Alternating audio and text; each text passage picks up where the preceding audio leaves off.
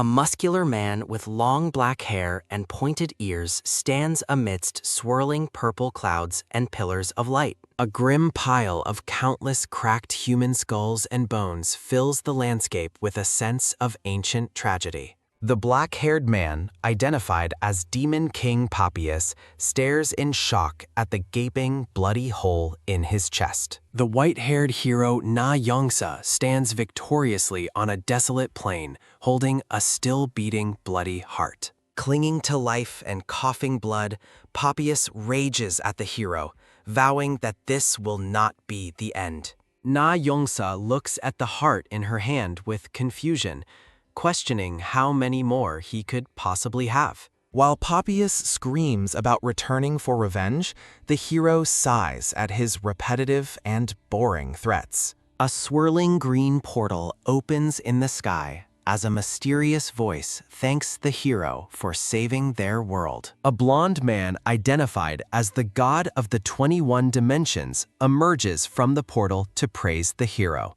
Laughing heartily, the god explains that divine restrictions prevented him from personally destroying the troublesome Demon King. Looking at ghosts of past heroes, the god admits he fully expected Na Yongsa to fail like the rest. A wide, satisfied smile crosses the god's face as the last remnants of the demon's presence dissolve into ash. Na Yongsa asks if their contract is over, but the god gleefully suggests their arrangement is far from finished. A magnificent golden crest illuminates the sky as a formal proclamation honors the hero who defeated the Demon King. Raising a hand toward a blinding divine light, the god promises to grant her any wish as a reward. With an enthusiastic and firm fist, he encourages the hero to state her deepest desire so he can fulfill it. Na Yongsa stares blankly into the distance, her expression focused as she considers the weight of her ultimate choice. A digital flowchart reveals the cruel truth that any career path taken will inevitably lead to running a chicken shop. A mountain of crispy fried chicken appears just before a hand flips the shop's sign to reveal it is closed. Now wearing a black apron, the white-haired hero Na Yongsa prepares to start her new life as a shop owner. A massive, red-scaled dragon let out a terrifyingly loud roar, its jaws snapping with immense and predatory power. Monsters descend from a dark gate in the sky, attacking several travelers in a forest clearing filled with smoke. Two adventurers spot a building labeled Hero Fried, baffled to find a restaurant in the middle of a dangerous zone. The green-haired man and his companion are stunned that an A-rank gate was cleared by a simple chicken shop. They stare at the open sign, suspecting the shop is merely a hallucination caused by gate mutations. With a sudden and determined shout, the green-haired adventurer charges toward the entrance, warning his partner to stay alert. They burst through the doors with fire and steel, fully prepared to battle whatever monster is hiding inside the shop. To their utter shock, they find several other adventurers peacefully eating and drinking at tables inside the clean restaurant. Still convinced of a trap, the green-haired man lunges with a flaming fist, screaming for the monster to die. His companion watches in alarm as a sudden, swift blur intercepts her partner's reckless and aggressive attack. The duo is sent reeling back as the woman questions if they have actually encountered a real monster. Na Yongsa appears calmly behind the counter, greeting the two with a polite offer for a table for two. The woman hits her partner for his rudeness before ordering 2 spicy chickens from the menu. Realizing the shop only serves fried chicken, the adventurers quickly change their order and wait for their meal. A massive plate of golden, crispy fried chicken is served instantly with a sudden and impressive flourish. The adventurers are speechless, questioning if the food could possibly be cooked in only 6 seconds. They take a bite and are immediately overwhelmed by the incredible and delicious flavor of the mysterious chicken. After finishing their meal, they apologize for the earlier trouble and happily prepare to pay for the food. A vision of the Demon King and a dragon looms over the shop, connecting its presence to a deeper mystery. The adventurers look back at the glowing hero freed shop in the distance, mesmerized by its strange aura.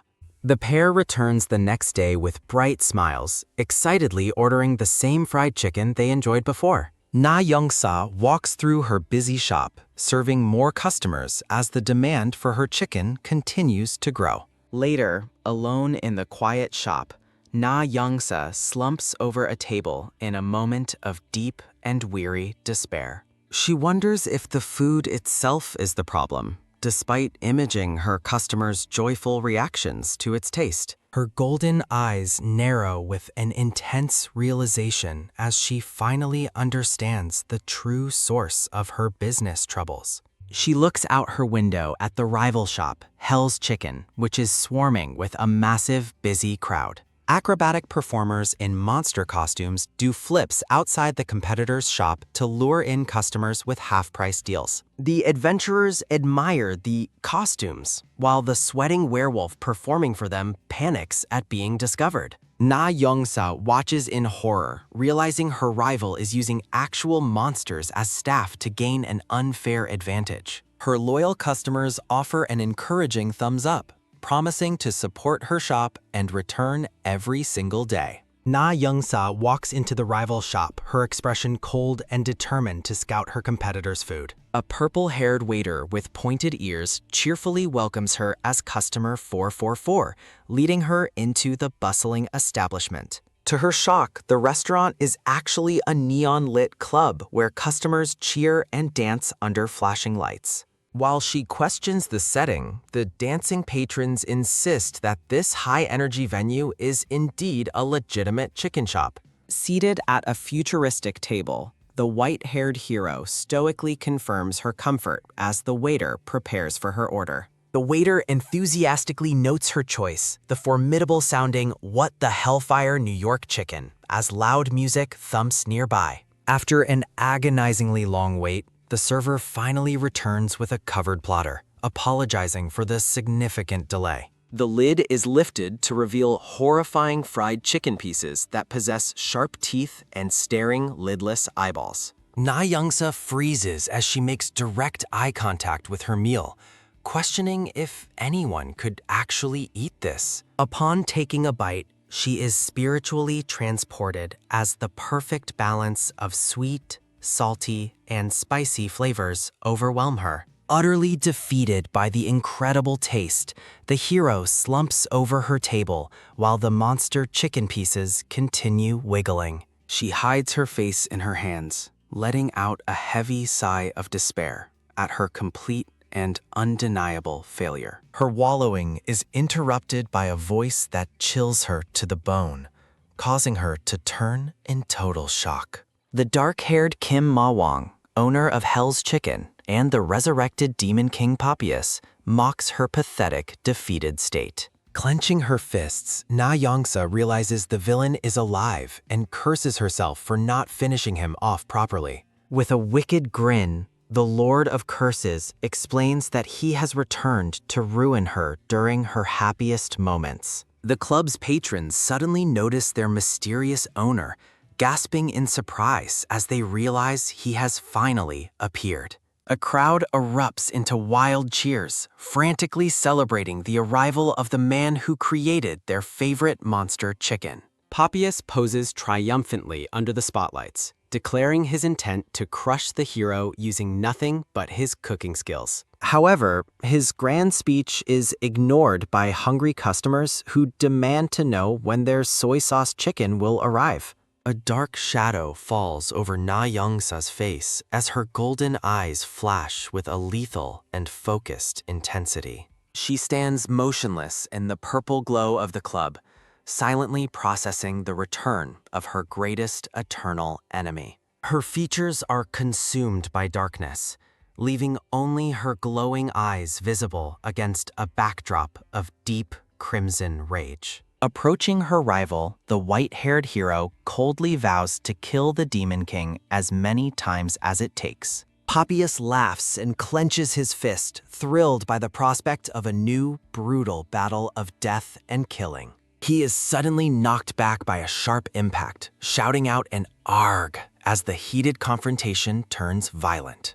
The surrounding adventurers look on with curiosity, wondering if they are about to witness a legendary fight in person.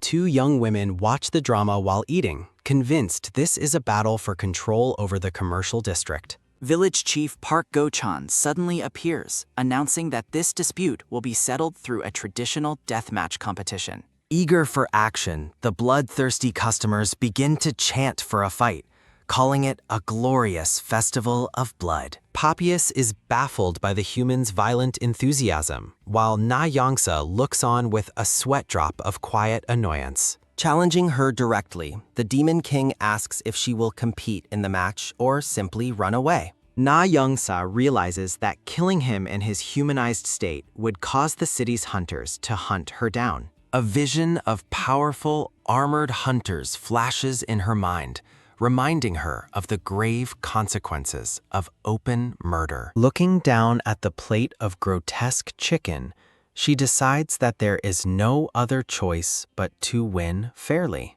With a sharp look of determination, she agrees to the competition, her eyes gleaming with a competitive fire. The gray-bearded chief roars with delight, officially declaring that the grand culinary challenge is now underway. Kim Mawang turns his head in annoyance, feeling that everyone is merely playing around with a serious situation. The chief announces the theme as seasoned chicken, revealing his own identity as a total fanatic for the dish. Chicken pieces sizzle in bubbling oil as the rules are established, giving both contestants exactly 2 weeks to prepare. A metal wire basket is shaken to drain the golden oil from a fresh batch of crispy fried chicken. Na Yongsa stares into the distance with a grim expression, vowing to finish off the Demon King through cooking. The scene shifts to the restricted area of New Seongnam City, where a massive coliseum-like structure looms over town. Large crowds of citizens and adventurers gather at the arena's entrance, collecting their voting ballots for the match. Inside the vast stadium, a lone announcer stands on a brightly lit stage before tens of thousands of cheering spectators. The orange-haired announcer raises a microphone and a ballot, excitedly preparing to introduce the two rival chefs. Kim Mawang takes the red corner, while Na Yongsa takes the blue corner, both introduced as world-class chicken experts. The Demon King mocks the massive commotion, but Na Yongsa remains stoic, ignoring his taunts as she enters. Her golden eyes burn with an intense, narrowed focus as she prepares to crush her rival in the competition.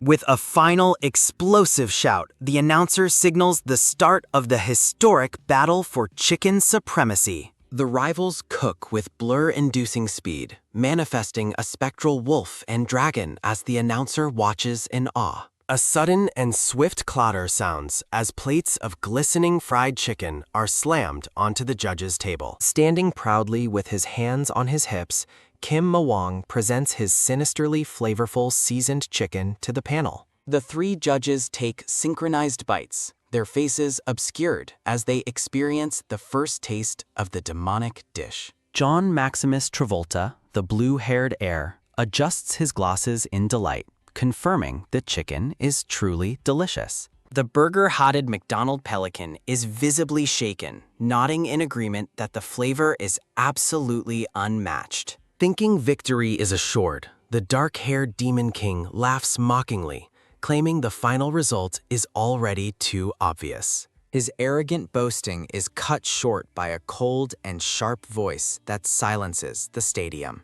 A heavy thud echoes as the judges reel back in shock, startled by a sudden and imposing presence. The blue-haired man points down in disbelief, his brow sweating as he witnesses a new culinary challenger. From the stands, the green-haired adventurer and his partner watch with mounting dread as the tension reaches a breaking point. A massive platter of Na Yongsa's golden fried chicken is revealed with a dramatic flourish, stunning the observers. Kim Mawang cackles at her simple dish, but the white-haired hero remains calm, driven by her quiet, unyielding pride. Their eyes lock in a silent clash of wills as Na Yongsa smirks, unsettling the confident Demon King. Standing before the grand arena, the hero challenges the judges to experience the true depth of her cooking. The judges exchanged stunned glances, their world turned upside down by the incredible impact of the new chicken. Panic sets in for Kim Ma-wong as he looks back at the judges, realizing his advantage is slipping away. A sudden, explosive boom sounds as the Demon King is struck by the overwhelming realization of her culinary genius. Examining a piece of her chicken, he trembles with rage upon discovering she hid the seasoning inside the batter. McDonald Pelican beams with joy, declaring Na Youngsa's creation far superior to the legendary Hell's Chicken. Furious at the insult to his favorite brand, John Maximus Travolta points an accusing finger at his fellow judge. The judges erupt into a chaotic, grappling argument while the two rivals stand motionless in the background. The kitchen becomes a battlefield as they restart their cooking, knives flashing and feathers flying in a frantic race. The orange-haired announcer screams into his microphone, baffled by the strange and experimental ingredients the chefs are now using. Kim Ma-wong slams down a plate of jampong chicken, his face looming over the dish with intense, dark energy. Not to be outdone, Na Youngsa counters with her vibrant green mayo chicken, her eyes glowing with competitive fire. A torrent of bizarre flavors like mint choco and caramel popcorn chicken rains down, leaving the judges screaming. Trembling and full to the point of sickness, the blue-haired judge begs for the endless eating to finally stop. The rivals loom over him with terrifying, shadowed faces, coldly ordering him to continue his duty and eat. A heavy silence falls as the judges collapse, surrounded by a mountain of empty plates and discarded bones. Wiping sweat from his brow, Kim Ma-wong turns to his rival and questions who could possibly win such a disaster. Their attention is caught by the hooded figure slowly rising from the floor, prompting a gasp from the hero. Throwing back his hood, Village Chief Park Go-chan reveals himself, smiling as he declares the match a tie. The chief gestures to the massive stadium, announcing that the final decision now rests in the hands of the audience. Throughout the stands, the hungry spectators happily munch on chicken legs, oblivious to the high-stakes drama on stage. A digital scoreboard begins to flicker rapidly, tabulating the final votes for both Hero Fried and Hell's Chicken. Gasping for breath, the stout announcer shouts into his microphone, revealing that the long-awaited results are finally ready. The audience stares in collective, mouth-agape shock as the final tally appears on the giant screen above them. Na Youngsa and Kim Ma-wong wait with bated breath, their faces pale as they anticipate the announcement of the winner. A thunderous boom sounds as the scoreboard reveals a third, unexpected winner, God Chicken, with a crushing 998 votes. The two rivals are left speechless and bewildered, desperately trying to understand how a third party even entered the race. Clutching his robe, the gray-bearded chief explains that God Chicken is the undisputed king of all interdimensional chicken sales. The three judges strike a triumphant pose beneath a giant caped chicken mascot, celebrating the victory of their own brand. With bright smiles, the panel mocks the rivals, asserting that no individual cook can ever defeat a corporate giant. Enraged, Kim Ma-wong realizes the judges were actually corporate executives who used the match to promote their own business. The chief stands his ground, smugly suggesting the two rivals should have read the competition's fine print more carefully. The hero and Demon King frantically scan their application forms, realizing they were tricked from the very beginning. A sharp slap sounds as the chief strikes the Demon King, scolding him for his disrespectful and thuggish behavior. Smirking at their defeat, the chief notes that the rivals still seem unable to accept their total and undeniable loss. The scene fades as the audience continues eating, completely satisfied by the corporate-sponsored chicken they were served. Two adventurers eat chicken on the steps, declaring the corporate brand superior to the rival chef's hard work. Na Youngsa and Kim Mawang are horrified to learn the public prefers corporate chicken over their specialty dishes. The rivals are suddenly surrounded by a group of men in black suits as the arena atmosphere shifts. A dark energy swirls as the white-haired hero senses an overwhelming and familiar power approaching the stadium floor. Clenching his fist, the dark-haired Demon King demands the corporate lackeys bring out their true boss immediately. From the stands, the village chief orders his men to forcibly remove the two defeated chefs from the arena. Kim Mawang unleashes his demonic power, leaping into the air and scattering the suited men with a violent strike. The Demon King is suddenly repelled by a mysterious green barrier, shouting out a pained "Arg!" as he falls. A blonde-haired man in a white suit and leopard print shirt appears at the gateway, radiating a divine aura. Na Youngsa's eyes widen in absolute disbelief as she recognizes the person standing before them in the arena. Offering a mocking salute, the blonde-haired man greets everyone with a wide smile after his grand, sudden entrance.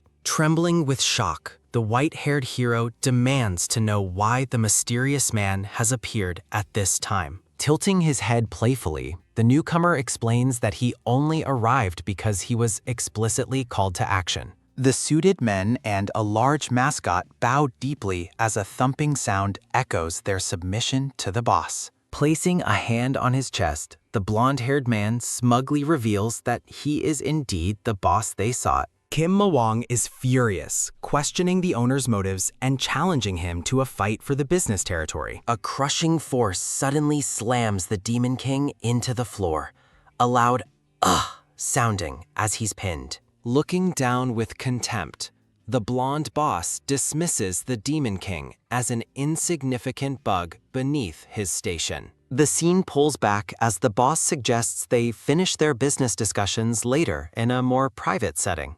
Looking over the stadium, the blonde-haired man turns his attention toward the business matters and legalities at hand. The boss smiles wickedly, deciding to address Kim Mawang first regarding his current status as a corporate tenant. Raising his finger, a blinding light erupts as the boss prepares to display his overwhelming and divine authority. The spectators scream in agony as the brilliant flash sears their eyes, leaving the entire audience blinded and helpless. A revolting smell fills the stadium, causing people to vomit and clutch their stomachs from the sudden, foul odor. A discarded chicken piece morphs into a fanged monster, revealing the horrific secret behind the Hell's Chicken brand. Na Youngsa suspects a powerful hallucination, contemplating if she should eliminate the blonde man before things escalate further. The boss points out the illegality of Kim Mawang's presence,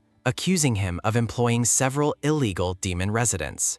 A vision shows the Demon King laughing while distributing fake identification cards to his group of horned followers. Kim Mawang is shown bribing the greedy village chief with stacks of cash to keep his illegal operations hidden. Back in the arena, the blonde-haired boss brandishes a building contract, reminding Kim Mawang of his legal duties. A depiction of the restaurant building appears as the boss cites a clause regarding eviction for criminal activities. Realizing his business is in jeopardy, the dark-haired Demon King stands frozen in a state of mounting shock. Furiously pointing a finger, Kim Mawang questions the blonde man's authority to evict him from his own property. With a triumphant smile, the boss presents the finalized contract and orders the Demon King to leave immediately. Kim Mawang snarls in rage while Na Youngsa watches, the boss's authority proving to be legally and magically absolute. A sinister shadow crosses the white-haired hero's face as she gleefully anticipates the Demon King's total, humiliating ruin. Her joy vanishes as the blonde man reveals a second contract, ordering the hero to move out as well. Na Youngsa clutches her chest, shouting in protest as she demands to know why she is also being evicted. Tapping his gold watch, the boss notes that the deadline for her rent payment has just passed. A heavy thud sounds in her mind as the white-haired woman pales, realizing she has lost everything 2. A vision of the past shows the hero rejecting the blonde man's offer to become a powerful deity. In the flashback, the blonde god is baffled by her refusal. Stunned, she would choose a mortal life. He urges the hero to reconsider, explaining that godhood would make fulfilling any wish she possesses incredibly simple. Na Youngsa remains steadfast, questioning why she should ever want to deal with the troubles of being divine. She bluntly observes that for someone calling himself a god, the blonde man doesn't actually seem very happy. Walking away with a final dismissal, the hero vows to never see the deity again, choosing her own path. Back in the present, the blonde-haired boss's face is consumed by petty rage as he recalls her rejection. Na Youngsa and Kim Ma-wang are stunned by the god's extreme pettiness as he insults their human status. Twirling away with a flare, the boss orders them to vacate the premises for his new corporate tenants. Kim Ma-wang stares blankly as the hero calls to him, both rivals now united by their sudden homelessness. Whispering to the dark-haired man, the white-haired hero questions if the blonde boss was truly his former comrade. Looking away with a cold gaze, Na Youngsa asks her rival if he feels the same sense of loss. Laughing mockingly into his phone, Kim Ma-wang dismisses his failed chicken shop and orders a celebratory company dinner instead.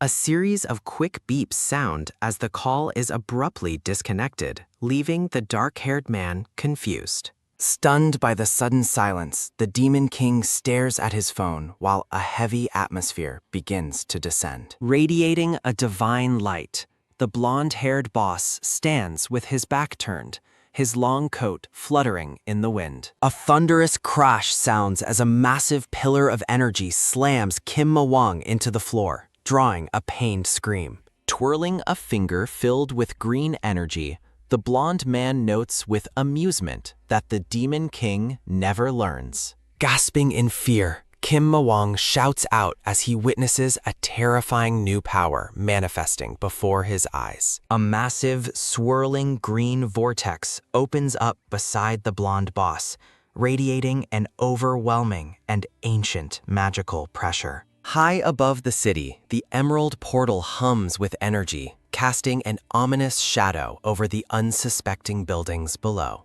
A notification identifies the location as the restricted area of New Seongnam City, where a single bright glint appears. With a deafening roar, a massive beam of light tears through the city, leaving a wide trail of complete devastation. Smiling wickedly, the blonde-haired deity boasts about the numerous tricks he still has hidden up his leopard print sleeve. The blonde boss laughs mockingly, challenging the horrified hero to try and take the building contract from him. Kim Ma-wang lies face down in the dirt, the boss questioning if the Demon King has finally lost his mind. Grit and dirt falling from his face, Kim Ma-wang glares upward with pure hatred, calling his enemies insufferable bastards. A heavy stomp sounds as the boss's white shoe crushes the Demon King's head into the ground with a greeting. A loud crack echoes as the boss keeps his foot planted, coldly ordering the defeated Demon King to stop right there. Turning his gaze toward the white-haired woman, the boss calls out to her, asking if she sees the unfolding disaster. A massive thud sounds as the boss reveals the ruins, declaring the destroyed town represents the hero's total debt. Laughing at the hero's misery, the blonde boss cruelly observes that the empty landscape perfectly mirrors her own future. Na Youngsa sprints across the wasteland with a determined shout, her footsteps echoing as she charges toward the deity. Holding a glowing silver artifact, the blonde boss asks if she regrets refusing his offer of a divine wish. A sudden flare of light accompanies the hero's furious cry as she prepares to unleash her full, desperate power. A blinding explosion of energy erupts when Na Youngsa strikes, her blow meeting the boss's defensive aura with incredible force. A low hum sounds from the floating artifact. the boss admitting he almost failed to block her surprising strength. The deity looks on with wide eyes as a loud crack sounds, shocked by the hero's sheer, unyielding determination. With a massive burst of light, the hero mocks the idea of godhood while delivering a shattering upward strike. A sharp jerk sounds as Na Youngsa grabs the boss's shirt, her face pale with rage as she confronts him. Na Youngsa declares she would rather stay with the Demon King than become a god associated with someone like him. A heavy silence falls as the blonde boss closes his eyes, processing the hero's blunt and total rejection. A wicked smile spreads across the deity's face as he realizes the hero has just unintentionally made a wish. Leaning in close, the boss smugly summarizes her wish to remain with the Demon King until her debts are paid. Green energy swirls around the silver artifact as the boss decides the hero's self-imposed curse will be entertaining. A brilliant flash sears the air as Na Youngsa gasps, her vision obscured by the deity's sudden magical surge. A metallic clink sounds as a glowing green chain appears on the hero's wrist, binding her with magical force. Frantically pulling at the shackle, Na Youngsa is horrified to find the magical binding refuses to budge or break. Looking down in total shock, the hero realizes the green chain is firmly attached to another person's shackled ankle. The chain pulls taut with a sharp jerk, revealing the hero and Demon King are now literally tied together. A wide shot reveals the ruins of Hero Freed, the rivals left homeless and chained together amidst the rubble. The scene shifts to the destroyed arena, the rivals' business dreams crushed under the weight of an impossible corporate debt. Kim Ma-wong blinks slowly while lying in the dirt, his mind reeling from the total loss of his demonic empire. A vision of the past shows the Lord of Curses looming over fearful worshippers, his dark energy filling the space. Rows of hooded figures kneel in the darkness, their silent prayers offered to the terrifying and powerful demonic entity. A bright, star-like emblem shines in the void, signaling a shift in the cosmic balance between heroes and demons. The flashback depicts Na Youngsa with glowing white eyes, plunging her hand into the chest of the muscular Lord of Curses. Back in the present, the dark-haired man mutters despondently that he only wants to return to the demon realm.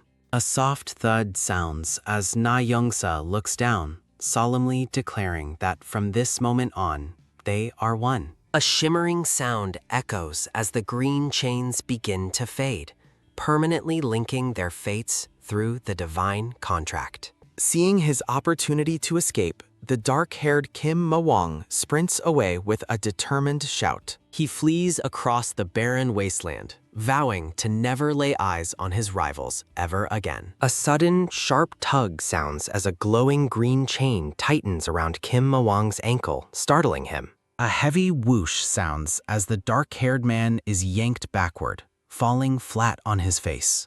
A thunderous boom echoes across the dust as the magical tether slams Kim Ma-wong into the earth. Sitting up in shock, the dark-haired man realizes the divine chain restricts his movement to a short radius. The blonde-haired boss's arm appears, coldly reminding the Demon King that he already warned him of their contract. Letting out a frustrated "Arg!" the dark-haired man screams at the sky over his failed escape attempt. The scene shifts to a dark, overgrown forest where wolf-like predators lurk among the dense green bushes. Birds take flight over a pair of deer as a menacing atmosphere settles over the crimson-tinted landscape. A giant feathered monster lets out a piercing screech, revealing its terrifying rows of razor-sharp fangs. A blinding beam of light pierces the apex predator, striking the monstrous creature with divine, lethal precision. A massive explosion of light obliterates the winged beast, leaving nothing but a cloud of feathers behind. Meat chunks rain down onto the parched earth as a figure in blue boots stands amidst the debris. Na Youngsa and Kim Ma-wong gather the fallen meat, determined to turn their luck around with business. A tactical map illustrates the division of the country into safe, border, and high-risk danger zones. The sun glints off a sprawling metropolis, a stark contrast to the monster-infested wasteland beyond the city. Dark portals open in the sky above the town, allowing winged monsters to descend upon the buildings. The rival's new business, Hero Freed, stands isolated in a desolate area near a quiet, cracked road. Na Youngsa and the dark-haired man prepare for a day of work in their meager, struggling chicken shop. Two friendly customers, a green-haired man and a dark-haired woman, smile warmly at the restaurant staff. A warrior in red armor walks toward the shop, greeted by the staff as he approaches the building. Kim Mawang scrolls through news about parasitic jellyfish while noting the mess they are causing for society. The customers chat over their meal as a news broadcast on the dark-haired man's phone ends. The dark-haired woman laughs at the news, prompting Kim Mawang to darkly contemplate murdering the annoying pair. A tense atmosphere descends as the dark-haired man glares at the oblivious, laughing customers from behind. The shop remains mostly empty,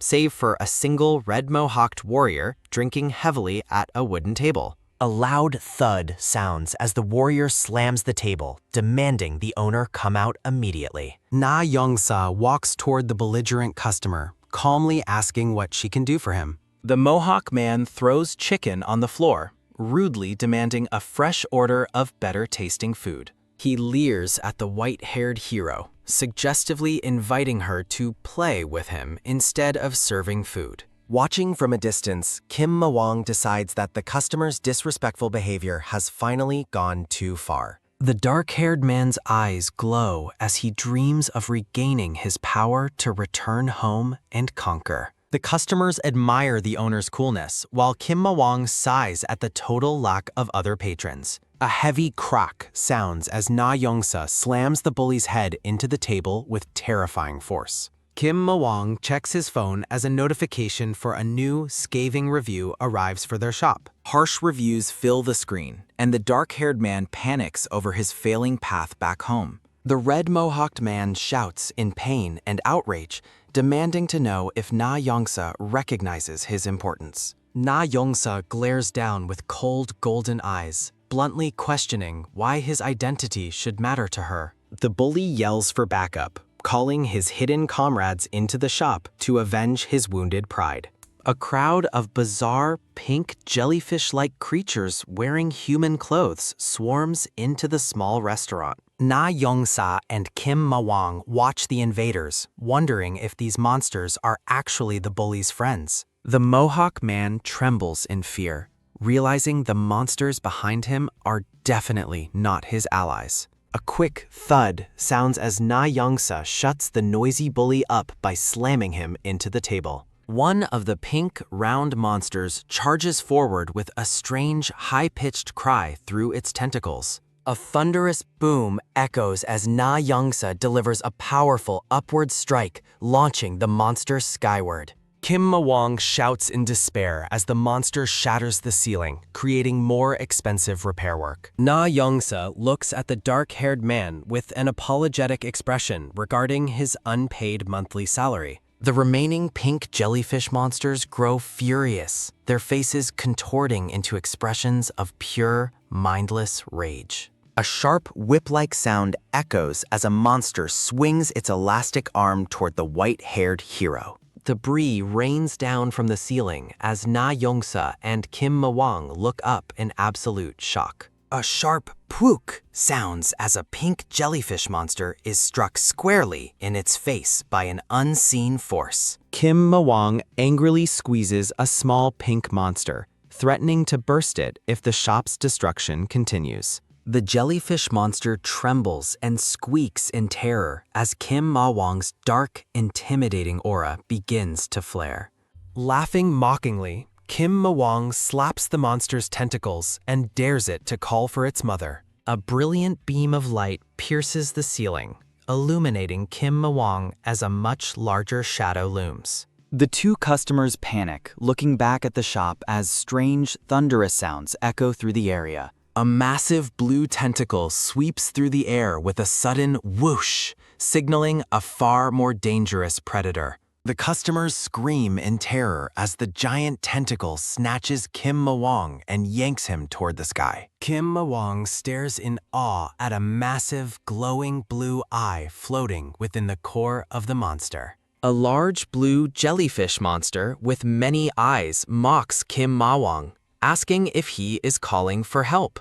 Countless thick blue tentacles writhe together, completely filling the space where the small chicken shop once stood. The terrified customers sprint down the road as they witness the appearance of a colossal, unknown monster. Held high in the air, Kim Ma-wong tries to offer a sweating, nervous apology for his earlier disrespect. A horrified scream rings out as the giant jellyfish appears to swallow Kim Ma-wong whole above the shop. Outside, a hand glows with failing communication magic as a voice notes that reinforcement will be difficult. The brown-haired woman realizes the white-haired hero is missing and wonders if she stayed inside the building. Turning back, the two customers race toward Hero Freed while desperately shouting for the hero to appear. A thunderous boom echoes as a massive explosion of light and power erupts from the shop's roof. The customers stand stunned, wondering where the hero vanished to after the sudden and violent energy blast. They look down at the floor, now covered in pink slime, which is all that remains of the jellyfish. Peering through the shattered ceiling, the customers realize the hero is gone as the stars shine clearly above. Na Youngsa charges through the air with a furious shout, enraged that a monster dared mess with her shop. Glowing with intense, fiery power, the white-haired hero prepares to unleash her full strength against the giant beast. A dark vision depicts rows of crossed-out figures, suggesting that a hero's path is built upon 1,000,000 deaths. Na Youngsa stands somberly over a field of fallen soldiers, reflecting on the grim cost of her past victories. High atop a rocky peak, the hero is cheered by a massive crowd as confetti falls under a rainbow. In a quiet moment, the white-haired woman looks back with a weary expression, haunted by the burden of heroism. She walks towards silhouettes in a dark void, followed by the memories of those who perished along her journey. Multiple white beams pierce the air with a sharp whoosh as Na Youngsa continues her relentless aerial assault. The hero maneuvers with incredible speed, focusing her divine energy to strike the massive jellyfish monster's weak points. Sharp bursts of light impact the monster's exterior as Na Youngsa delivers a series of devastating high-speed blows. Soaring away, Na Youngsa suddenly realizes the magical green chain has reached its absolute limit of 100 meters. A sharp clink sounds as the green shackle on her wrist pulls taut, abruptly halting her forward momentum. With a determined shout, Na Youngsa uses the momentum of the tether to throw a powerful energy strike forward. The giant jellyfish monster looks on in total confusion as a bulge forms under its skin from the impact. A small blue jellyfish is launched high into the sky, expelled from the larger beast by the hero's strike. A child points at the sky as the smaller jellyfish streaks past like a falling star toward the horizon. The massive jellyfish monster hovers over the town, its many eyes tracking the white-haired hero's every move. A blinding pillar of light descends from the heavens, striking the colossal beast with overwhelming divine force. The giant creature is slammed into the parched earth, creating a massive crater and a shockwave of dust. Kim Ma-wong sits up in the dirt, coughing and dazed by the sheer violence of the monster's crash. Looking back at the distant explosion, the dark-haired man mutters in frustration over Na Youngsa's destructive fighting style. Kim Ma-wong's eyes widen in alarm as he spots a new, dark energy emerging from the blue slime. A cold voice muses that it has been a very long time since it last assumed this form. A towering blue entity, Aurelia, King of the Milky Way, reveals its regal and terrifying armored form. Aurelia smiles wickedly, claiming it hasn't shown this form in millennia for lack of a worthy opponent. The entity extends a blue hand, magical energy swirling as it prepares to demonstrate its true celestial power. A sudden whoosh sounds as Kim Ma-wong is yanked backward by an unseen force, his expression one of shock. Aurelia's hand clamps firmly around Kim Ma-wong's neck, the king of the Milky Way preparing to crush his rival. Aurelia, king of the Milky Way, looms over the battlefield, questioning who dared to wake its long slumber. The entity reflects on Earth's insignificance, surprised a mere inhabitant could shatter its protective celestial shell. A sudden, violent thud sounds as a black spear pierces Kim Ma-wong, pinning him through the chest. Aurelia's massive silhouette mocks Kim Ma-wong, noting the disparity between his divine aura and his current weakness. With a terrifying, toothy grin, the king of the Milky Way cruelly tells its prey to enjoy their final meal. A chorus of wicked laughter fills the air as Aurelia begins to choke the life out of its victim. Musing aloud, the monster wonders if the dark-haired man is even alive after such a devastating, piercing strike. Kim Ma-wong flashes a predator's smile, mocking the idea that such a puny wound could actually kill him. A blinding boom echoes as Kim Ma-wong unleashes a powerful blast of energy, shocking the arrogant celestial entity. Aurelia stumbles back in disbelief, stunned by the sudden and unexpected display of power from the perceived weakling.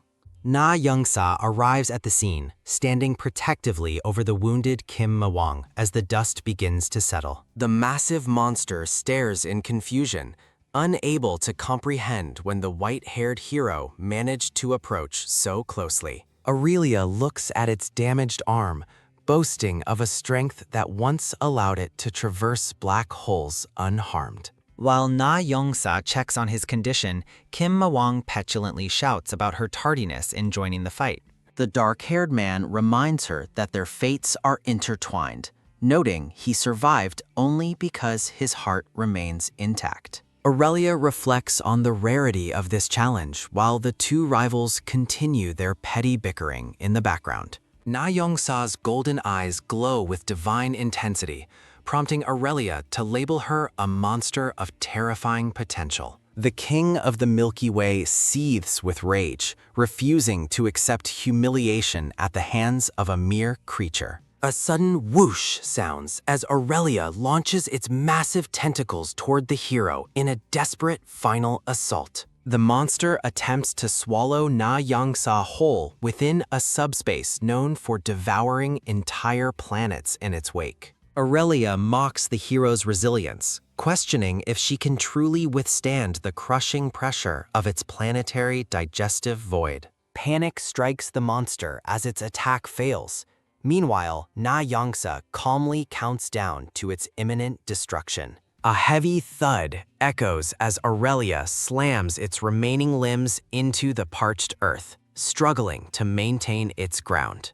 Desperate for power, the beast begins absorbing nutrients from its surroundings to bolster its failing celestial digestive functions. Terrified citizens scream as the monster's colossal tentacles loom over the city, threatening total annihilation from above. The number 2 echoes as the massive ball of tentacles begins to pulse with an increasingly unstable energy. Aurelia lets out a final, murderous roar, demanding that the hero and the entire city perish together in shadow. A blinding boom erupts as a massive pillar of light shatters the monster's subspace from the inside out. The divine light pierces through Aurelia's armored form, delivering a finishing blow that lights up the evening sky. A sudden, sharp pook sounds as the shockwave from the explosion clears, leaving the ruined battlefield in total silence. Na Youngsa stands victoriously among the rubble, while Kim Ma-wong rests on the ground, witnessing the hero's absolute power.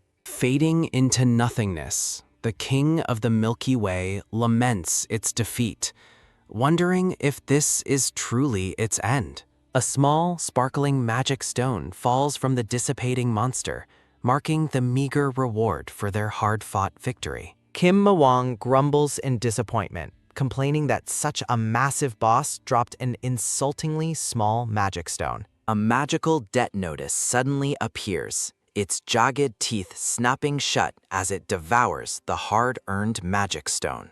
Na Yongsa sighs as the notice updates her balance, wondering just how much debt still remains to be paid. As the sun rises over the city, Kim Ma-wong's mental voice screams in frustration, while Na Yongsa accepts reality. A brilliant beam of light lingers in the sky over the metropolis, signaling a major shift in the world. The Hunter Association president, SSS rank hunter Namgung Joseph, appears, his imposing presence looming over the changing era. Far away at the Vatican, the Grand Cathedral stands silent under the warm glow of the morning sun. The priest wakes Lady Viola, who groggily complains about being disturbed unless the world is actually ending. The man calmly reports that the prophetic pillar of light she previously spoke of has finally appeared. Lady Viola adjusts her sunglasses and demands to know the exact location of the sudden celestial phenomenon.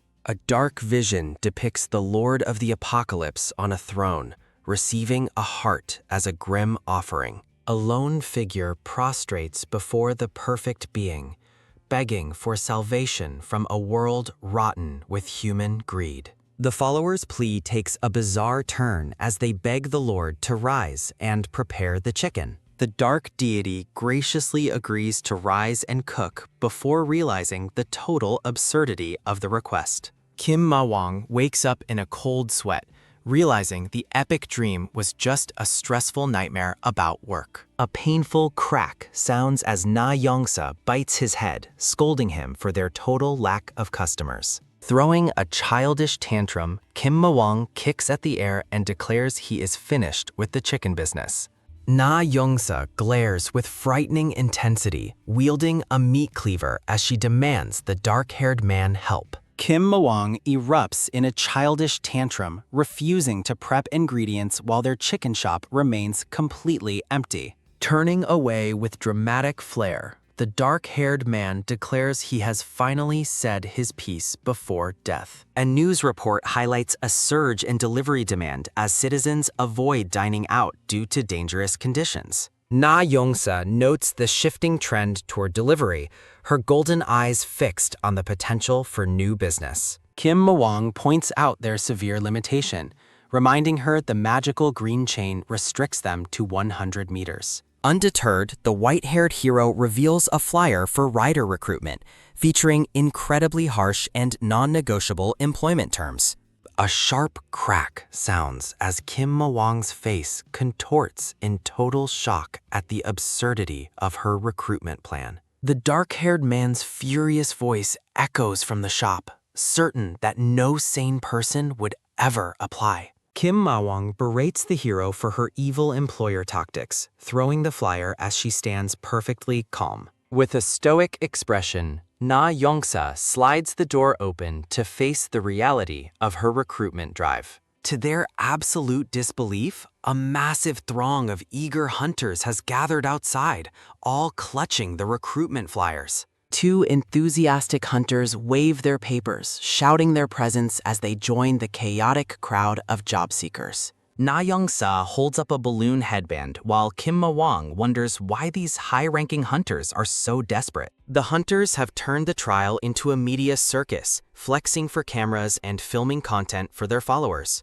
A somber mural depicts the legendary original heroes, reflecting on a forgotten era of true, selfless valor. The vision shifts, showing a lone hero standing against the tide as the age of legends faded away. In a quiet moment of the past, a hero is shown in a tragic embrace, mourning a lost comrade. Rows of hollow, uniformed soldiers stand in the dark, representing the industrialization of heroism in the modern world. Modern hunters have become mere attention seekers, trading genuine bravery for mukbangs, vlogs, and cheap internet fame. Content creators celebrate donations and subscriber milestones, treating the dangerous rider recruitment as just another viral event. Stepping up to a microphone, Na Yongsa officially begins the rider interview, checking if everyone is wearing their balloons. She explains the brutal physical test where only 6 will pass, provided their balloon headbands remain intact. A tense boom echoes as the hunters take their marks, their expressions focused and ready for the race. The green-haired hunter is stunned to see a round, pink dinosaur-like creature standing among the human competitors. A purple-haired woman laughs wickedly, suggesting it would be much simpler to just pop the balloons of her rivals. A starter pistol sounds with a sharp bang, and the hunters blast forward with superhuman speed and agility. The competitors are caught off guard as massive, swinging metal blocks emerge from the trees to obstruct their path. Hunters leap and slide through the forest, maneuvering through the dangerous obstacles while protecting their fragile red balloons. The pink dinosaur creature runs with surprising grace, keeping pace with the elite hunters through the dense woods. A hunter filming her run is shocked by the creature's speed, her eyes widening as it effortlessly overtakes her. Moving like a blur, the pink creature pops the balloons of several hunters, disqualifying them in a single pass. Sensing a presence, the green-haired hunter looks back as the pink beast prepares to strike from behind. With a sudden whoosh, the pink dinosaur leaps high into the air, its target fixed on the man's balloon. The green-haired man maintains a calm, focused expression, even as the creature bears down on him from above. A hooded hunter delivers a powerful strike to the beast, causing a violent shockwave that clears the immediate area. Feeling the mounting tension, the hooded man reaches for his sheathed blade as the competition turns deadly serious. The hooded warrior swings a powerful arc of energy, while the green-haired man expertly dodges the collateral damage. Hidden in the foliage, Na Yongsa and Kim Ma-wang observe the skirmish, evaluating the potential of the applicants. Kim Ma-wang flashes a predator's grin, impressed by the green-haired man's effortless ability to evade the chaotic attacks. The 3 top contenders stand in a tense standoff as a sudden, ominous wind begins to howl through the trees. The pink monster threatens to pop their heads next, but its bravado is cut short by a terrifying presence. The green-haired man ignores the threat, calmly pointing out that a far more dangerous problem has just arrived. An oppressive, dark energy descends from the heavens, casting a long and terminal shadow over the entire battlefield. A small speaker tied to a nearby tree crackles to life, signaling the start of a new, unforeseen trial. The hunters and the pink monster freeze in terror, looking up at the sky with expressions of pure dread. A massive avian nightmare lets out a blood-curdling screech that shakes the very foundations of the forest. The balloons on their heads sway violently in the turbulent wind generated by the giant monster's powerful wings. A colossal, predatory bird looms over the trees, its red eyes glowing with a murderous and ancient hunger. The hooded man identifies the beast as a Gigantonia falcon, a rare monster known for its extreme, localized lethality. Fire builds in the Gigantonia falcon's beak, signaling a devastating breath attack aimed at the fleeing hunters. A searing beam of energy incinerates the path, forcing the contestants to scramble for their lives. Realizing the beast's overwhelming power, the pink creature concludes that only an S-rank hunter could prevail. The group sprints through the clearing as a trailing dust cloud marks their frantic escape. The green-haired man warns his companions against provoking the avian beast while the falcon looms behind them. A deafening, jagged screech erupts from the monster, sending violent shockwaves through the air. Clenching their ears in agony, the hunters realize the bird's cry functions like a powerful sonic bomb. The falcon lets out another piercing keek as it prepares to dive toward its fleeing prey. Noting the beast's reaction to its own cry, the pink creature wonders if it's weak to sound. They capitalize on a brief distraction, dashing toward the cover of dense woods. As the massive bird shifts direction, the group wonders where the apex predator is heading next. The path leads toward a clearing where something unexpected waits just beyond the trees. A prominent sign marking the goal line appears, signaling the end of the grueling physical trial. The dense forest offers a final chance for the remaining applicants to hide from the aerial threat. The pink creature glances back, sensing a strange presence behind them as they near the finish. A sharp glint flashes among the trees as the green-haired man readies himself for a potential clash. Another group of hunters looks on in horror as the Gigantonia falcon suddenly descends upon the area. A powerful beat of the beast's wings creates a localized storm, scattering debris across the battlefield. The falcon recovers with terrifying speed, focusing its murderous rage solely on the main group of competitors. A massive claw slams into the earth with a violent impact, narrowly missing the retreating pink monster. They weave through the forest at breakneck speed, desperate to reach the goal before the bird strikes again. The Gigantonia falcon looms over the trees, its beak once again glowing with a lethal heat. A massive explosion rocks the woods, filling the sky with fire and thick, choking smoke.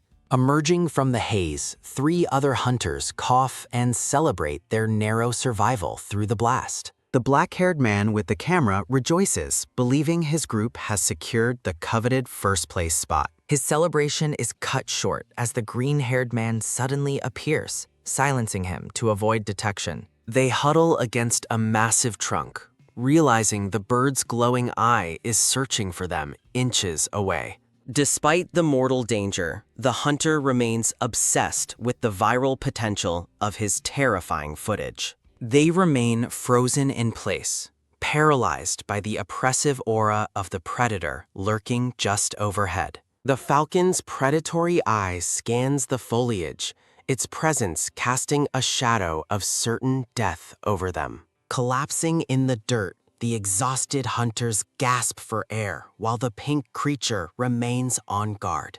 Trembling, the black-haired man insists they must keep moving to stay ahead of the avian nightmare. With a stoic expression, the green-haired man refuses to move, sensing the situation has already changed. A final, massive orb of energy forms in the bird's mouth as it prepares to finish them. Closing his eyes, the green-haired man prepares for the end as the heat of the attack nears. Miraculously, the Gigantonia falcon abruptly turns away, soaring back into the sky without firing its breath. Stunned, the group looks up in confusion, unable to comprehend why the beast stopped its final assault. They debate the bird's sudden departure, wondering if it found a more appealing target elsewhere. The green-haired man pauses his run, looking back with a look of realization toward the forest's edge. He realizes the falcon wasn't retreating out of mercy, but fleeing from the far more terrifying hero.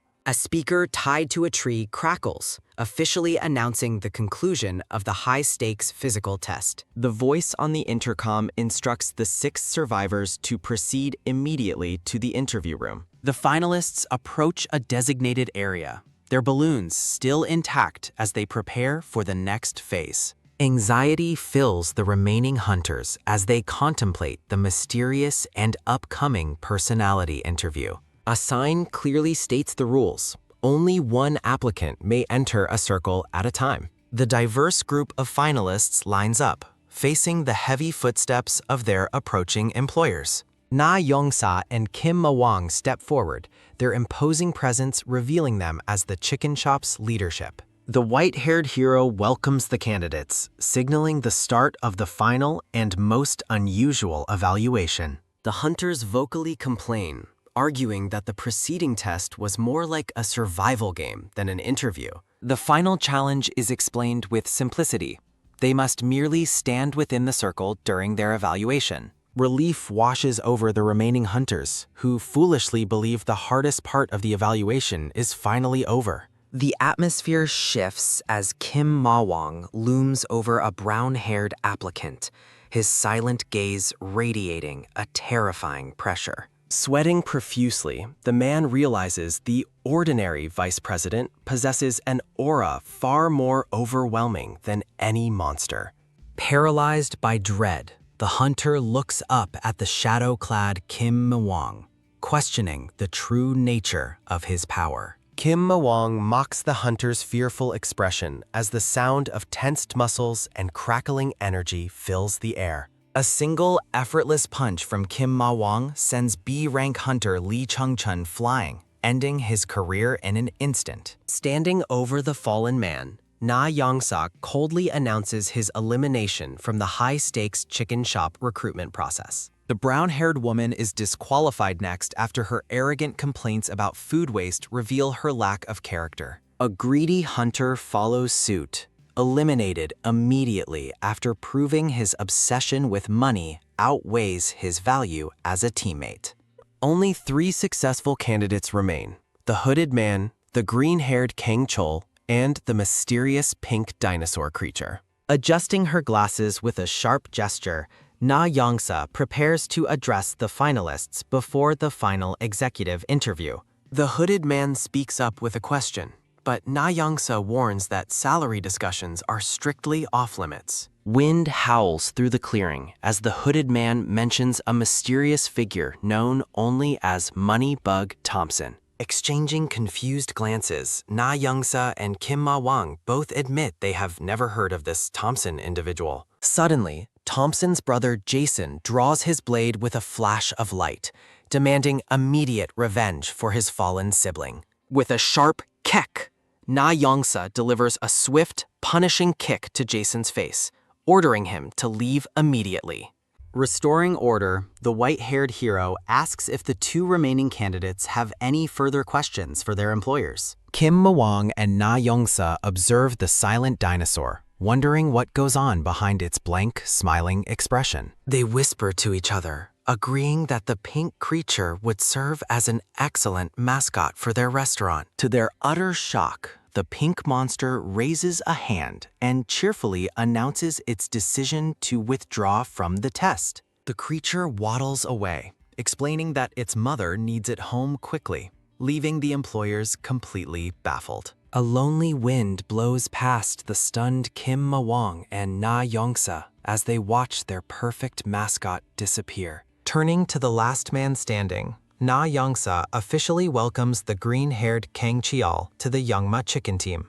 Kang Chol hesitates, his eyes narrow and focused as he prepares to ask a question that changes everything. Moving with blinding speed, Kang Cheol lunges forward and drives a small blade directly into Kim Ma-wong's chest. Sunlight glints off the sharp metal as the green-haired man holds his weapon steady, his intent clearly murderous. Na Yong-sa instantly responds, leveling a kitchen knife at Kang Chol's throat and demanding to know his true identity. Confusion clouds Kang Chol's face as he observes the scene, feeling that something is fundamentally wrong with the situation. He realizes the Demon King's current state is entirely unexpected, leaving him reeling in a state of utter disbelief. Identified as the regressor, Kang Cheol stands ready for battle, his long history of past lives fueling his resolve. A blinding light erupts around Kang Chol as he recalls memories from a different, far more catastrophic timeline. Flashbacks reveal a bloodied Kang Chol facing total defeat beneath an oppressive purple sky in a previous life's battle. A colossal, godlike version of the Demon King descends from the heavens, representing the peak of ancient, world-ending power. Realizing this is his 15th iteration, Kang Cheol questions the white-haired hero and the strangely different Demon King. He is visibly shaken by the realization that everything he knew about this timeline has been completely altered. Kang Chol notes that Kim Ma-wong's aura has significantly weakened compared to the terrifying monster he once fought. Sensing a unique opportunity to kill his eternal rival, the regressor launches another desperate, high-speed attack at the man. Kim Mawang counters with a devastating kick to the gut, forcing a pained kuhek from the stunned green-haired hunter. A massive shockwave echoes with a thunderous kwang as Kang Chol is sent hurtling backward into the distant trees. Spitting blood with a sharp pwak, Kang Chao grudgingly admits that even a weakened Demon King is still incredibly powerful. Kim Mawang stands bathed in a menacing purple aura, his eyes glowing with the silent promise of certain death. Realizing he is outmatched for now, Kang Chol executes a quick retreat, disappearing into the cover of the forest. Na Youngsa looks at Kim Mawang with suspicion, but she firmly denies having any prior connection to the strange attacker. They lock eyes, deciding to chase after the mysterious regressor to uncover the truth behind his unprovoked assault. The scene shifts to the dense, sunlight-dappled canopy of the forest where the fugitive hunter has just vanished. Running through the underbrush, Kang Chul focuses on finding equipment to better prepare for his next lethal encounter. Sensing something approaching from behind, the green-haired man looks back with an expression of sudden, wide-eyed alarm. With a violent quack, a metal hook slams into a tree trunk, narrowly missing the fleeing hunter's head. The pink dinosaur monster reappears, brandishing a capture pole and declaring its intent to take Kang Chol alive. Stunned by the creature's return, Kang Cheol wonders if this bizarre beast is working for the Association or the Vatican. A report indicates that the target is in the early stages of a mysterious temporal regression. The pink dinosaur creature orders the hunter to cooperate quietly to avoid any unnecessary pain. Drawing his blade, Kang Cheol prepares to resist, noting that he dislikes both potential captors anyway. He weighs the risks of capture by the Hunter Association versus life imprisonment by the Vatican. With a determined shout, the pink creature lunges forward, kicking up a massive cloud of dust. The small beast leaps into the air with a bold battle cry, surprising the green-haired warrior. A series of powerful collisions echo with a loud quang as the two warriors exchange fierce blows. Clashing their weapons, the creature demands surrender, but the stubborn hunter refuses to back down. Watching from the shadows, Kim Mawang and Na Youngsa discuss the hunter's identity as a known regressor. They exchange knowing glances, realizing that his unprovoked attack was likely fueled by knowledge from past lives. A silhouetted figure is shown emitting a distinct blue energy, a signature sign of an impending regression. Kang Chol's memories flash back to a previous timeline where he emitted the same glowing blue energy. Resting on the grass, Kim Mawang questions what the regressor intends to do after seeing so much. Na Youngsa steps forward with a smirk, declaring her intention to bring the valuable time traveler in. She darkly jokes that his unique abilities will at least ensure he never fails a chicken delivery. The white-haired hero reflects silently, her eyes glowing with a sharp and focused resolve.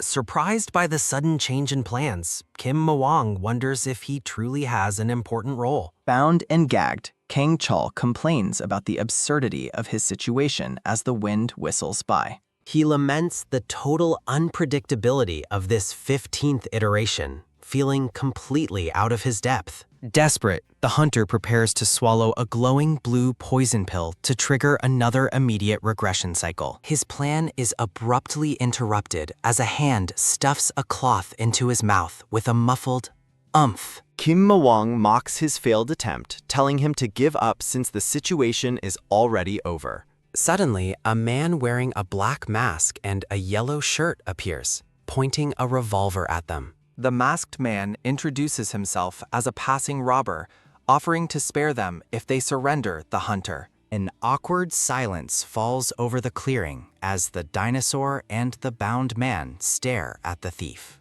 Gagged and annoyed, Kang Chol wonders if the world's end was caused by idiots just like this. The pink creature is completely unconvinced by the robber's act, while Kang Chol mumbles in confusion.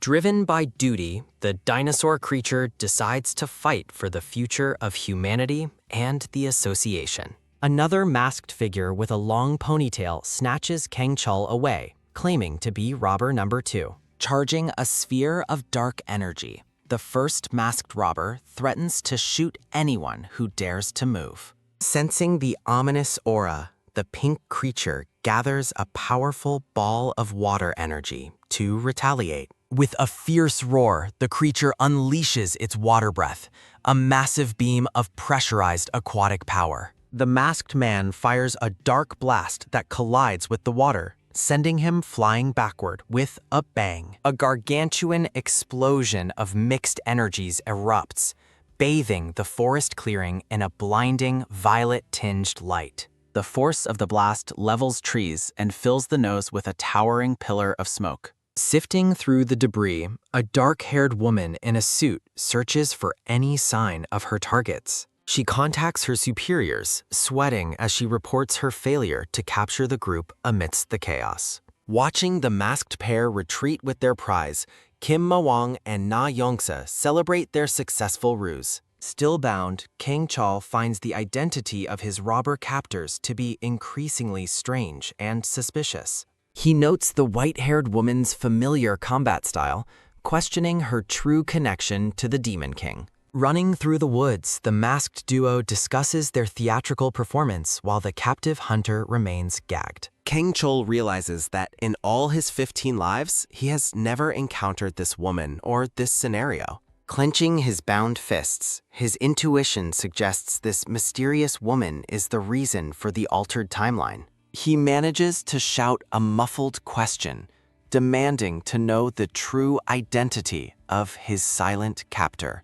Disaster strikes as Kang Chil's head slams into a thick tree branch with a violent, painful quack. Disoriented and seeing stars, the gagged hunter staggers as the woman wonders if he heard her. As darkness takes him, Kang Chil's final thoughts are filled with despair over his seemingly pathetic demise. He bolts upright with a gasp, shocked to find himself in a clean bed and wondering if he regressed. Kang Chol stands in a bright room, horrified to find himself wearing a delivery driver's uniform and vest. A hand thrusts a plastic bag of food toward him, ignoring his confusion as his shift begins. Na Youngsa hands the green-haired Kang Chol his new uniform, initiating his reluctant first day of forced employment. Exhausted and sweat-drenched, Kang Chol begs for a way out as Na Youngsa pushes him toward his duties. A desperate, world-shaking scream of "No!" erupts from the interior of the Yongma Chicken restaurant as reality sets in. Slumped over in the kitchen, the green-haired hunter gasps for air, finding delivery work more taxing than expected. He laments his situation, terrified that making long-distance deliveries while dodging monsters will be his final cause of death. Clenching his eyes shut in frustration, Kang Chial questions how a legendary warrior ended up in such a pathetic state. His loud, agonizing protest echoes through the quiet street outside the shop once more, vibrating the very air. Kang Chol confronts Na Yongsa, accusing her of kidnapping him just to perform menial labor for her chicken business. Na Yongsa looks at him with total indifference, pointing out that he literally has nothing better to do. The hunter rages about his mission to slay the Demon King, unaware that he regressed only 5 hours ago. A TV broadcast reveals the war ended 5 years ago, leaving the stunned hunter in a state of complete shock. Horrified realization washes over Kang Chol as the truth of this peaceful, altered timeline finally begins to sink in. He points an accusing finger at Kim Ma-wang, demanding to know why his sworn enemy is still alive and well. Na Youngsa sighs and prepares to explain the convoluted events that led the trio to their current partnership. A visual montage summarizes their history from the prologue onward, detailing their defeat and forced cooperation in the shop. Kang Chol summarizes the absurdity. They are selling chicken together just to pay off a massive debt to God. While Na Yongsa and Kim Ma-wang nod in confirmation, the skeptical green-haired man demands some form of tangible proof. A magical document suddenly manifests a literal mouth, shouting "money!" and nearly causing the hunter to jump out of his skin. Staring at the astronomical number of zeros on the debt contract, Kang Chol feels his hope for the future vanish. Sweat beads on his forehead as he weighs the impossibility of paying off such a debt within a single lifetime. He contemplates a quick death, wondering if another regression cycle is the only way to escape this financial nightmare. Dark, swirling energy begins to emanate from Kang Chul as he prepares to reset the timeline through his own demise. His dark thoughts are shattered by a sudden, sharp call from Na Yongsa, startling him out of his regression trance. Waving a hand in front of his face, Na Yongsa asks what could possibly be causing him to think so hard. She notes his skeptical expression, correctly guessing that he still finds their entire situation to be a total fabrication. Standing in his full uniform, Kang Chul is told he can check the truth for himself by staying and working. The hunter decides to stay and observe them, hoping to uncover the secrets of the Demon King and the hero. A sense of grim determination settles over Kang Chul as he prepares to face the mysteries of this 15th life. Introducing himself officially, Kang Chul tells his new employers that he looks forward to working with them for now. His sharp instincts suddenly flare as a strange sound echoes through the room, making him pause in surprise. He turns his head quickly, feeling a sudden sense of alarm, as if he is being watched by something predatory. Na Yongsa and Kim Ma-wong loom over him with wide, unsettling grins that make the hunter feel even more uneasy. Holding up a rival restaurant's menu, Na Yong-yasa declares a sudden company dinner to start their evening shift properly. The group travels to a cluttered urban slum area where the atmosphere is thick with a sense of hidden danger. Standing outside a polished rival restaurant, Na Yongsa prepares to share her insights on the local chicken market competition. Chewing on a drumstick, Kang Chul complains that after such hard work, they should be eating beef instead of chicken. Kim Ma-wong explains the importance of scouting, while a furious Kang Chul reminds them that he is only a part-timer.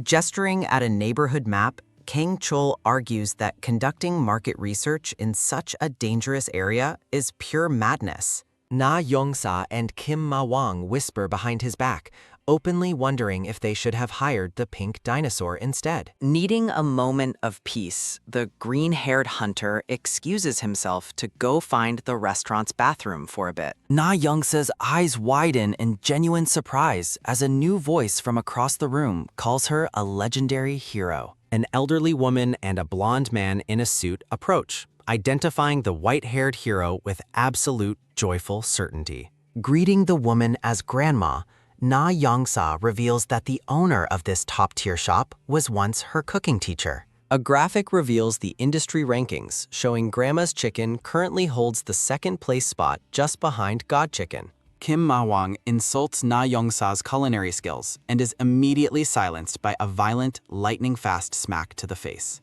Returning from the restroom, Kang Chul is completely baffled to find the Demon King collapsed face down on the dining table. A frantic restaurant employee sprints into the room, calling for the manager with news of an impending crisis. The blonde manager's face pales with shock as the worker whispers the dire details of a sudden major problem. He informs the elderly boss that they are facing a catastrophe, catching the attention of the stunned Yangma chicken crew.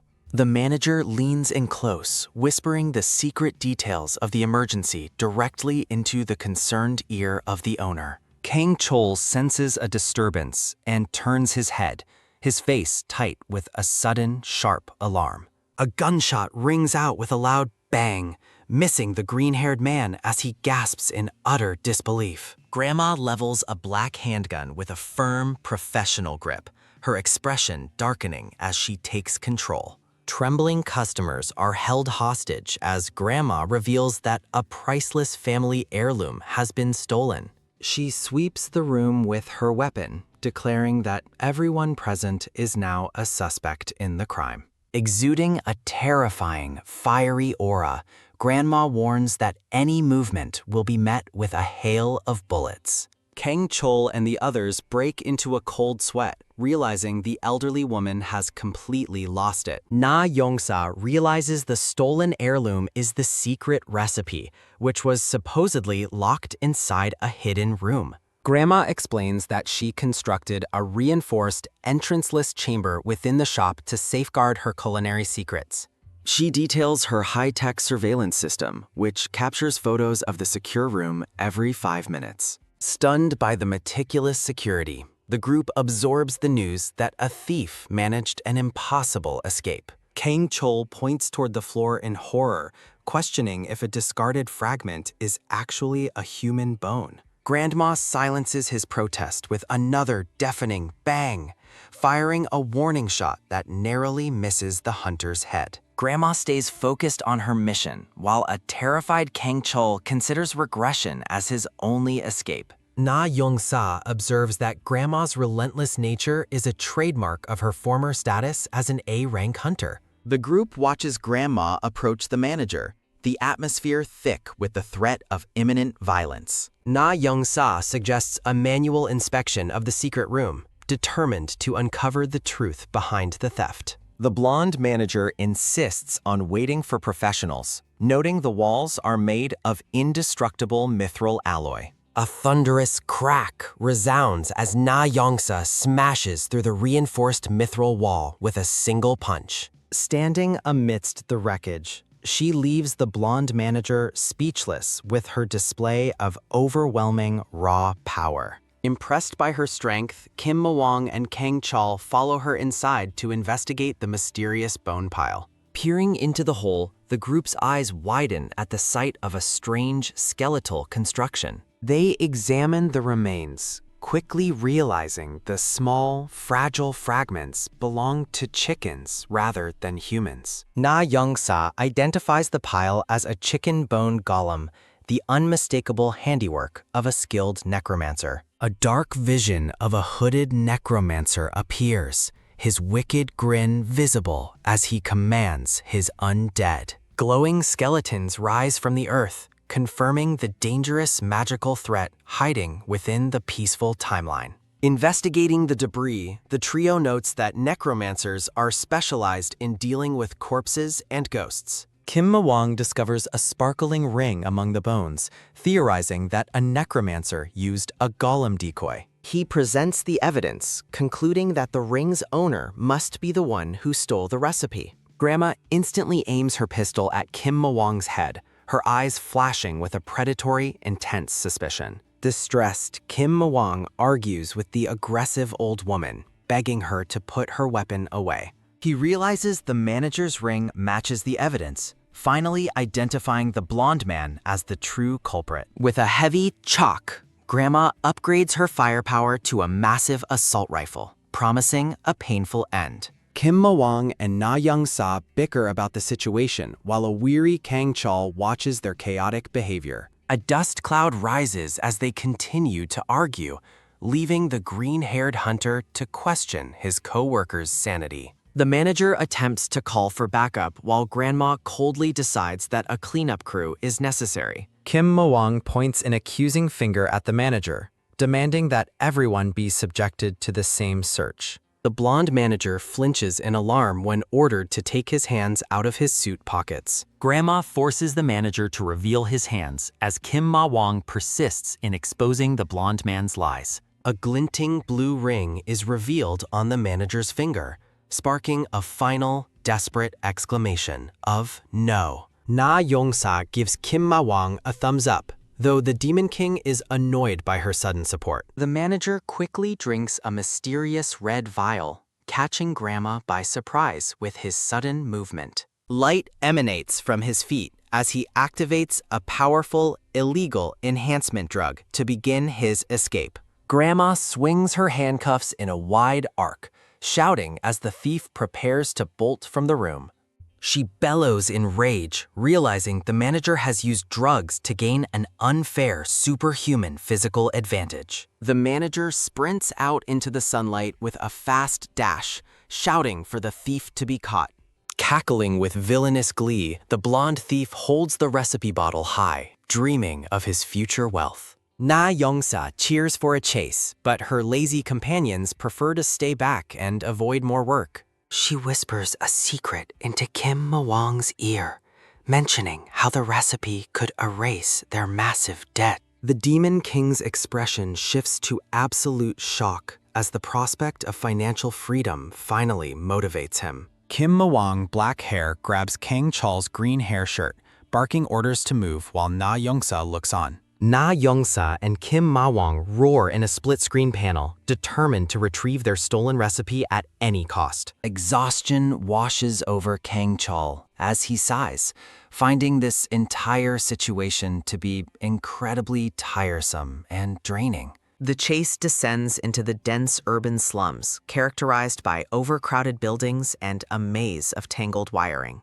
Fueled by illegal enhancement potions, the blonde manager sprints through the streets, trailing a bright golden aura of speed. He wears a smug, villainous grin, certain that no hunter could possibly match the superhuman pace of his drugs. A frantic dash begins as the trio of hunters pursues the thief, their determined faces set against the blur of movement. Bellowing at the top of their lungs, Na Youngsa and Kim Mawang command the thief to return the precious recipe. Kang Chol trails behind, lamenting his luck as he wonders why he can never enjoy a single quiet day. The pursuit heads toward the outskirts of the slum, where the cluttered architecture gives way to the open forest. Looking back with wide eyes, the manager is stunned to see the hunters are still hot on his trail. A flashback shows the manager surreptitiously pouring a vial of green laxative onto the group's dinner to sabotage them. Kim Mawang screams in rage, while a note mentions Kang Chel was luckily in the restroom during the poisoning.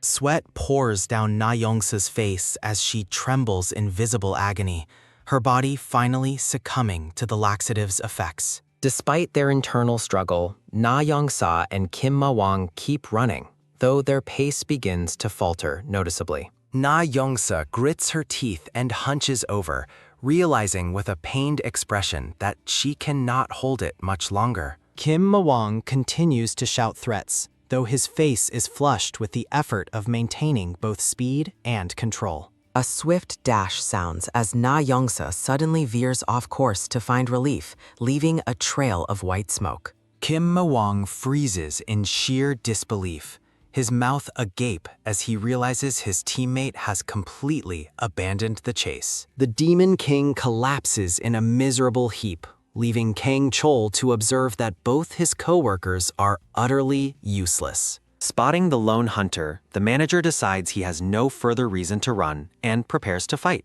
He smirks confidently, calling upon his necromancy to summon a skeletal servant to deal with the gloomy green-haired man. Dark energy pulses into the ground, causing the parched earth to heave and crack with a sudden, sharp sound. Skeletal hands claw their way out of the dirt, their white, bony fingers reaching for the light of day. A small army of skeletons rises from the soil, their empty sockets glowing as they follow the manager's command. The manager gestures triumphantly, ordering his children to swarm and kill the unsuspecting hunter standing before them.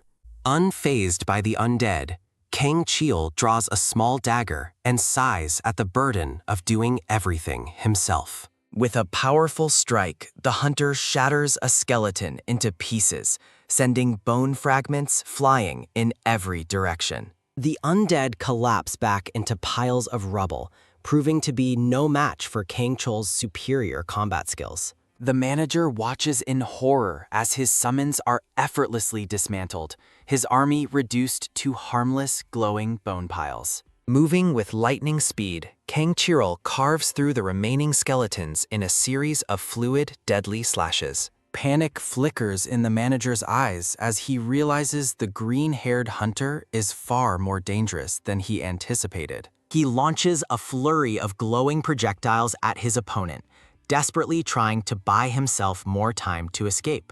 Dodging the attack with a bored expression, Kang Chial tells the manager that he is becoming a real pain. The hunter lunges forward, wreathed in a sharp aura as he prepares to end the confrontation once and for all. A massive explosion of white smoke erupts between them, completely obscuring the battlefield and the thief's final movement. A thick plume of gray smoke billows high into the sky, marking the thief's desperate attempt at a diversion. Coughing in the haze, Kang Chol realizes the smokescreen was merely a distraction and not a poisonous trap. He stands alone in the settling dust, looking around the empty clearing for any sign of his vanished target. Covering his face with one hand, the hunter is overcome with frustration at the thief's successful and cowardly escape. He looks up suddenly, his expression shifting from annoyance to surprise as he spots something in the distance.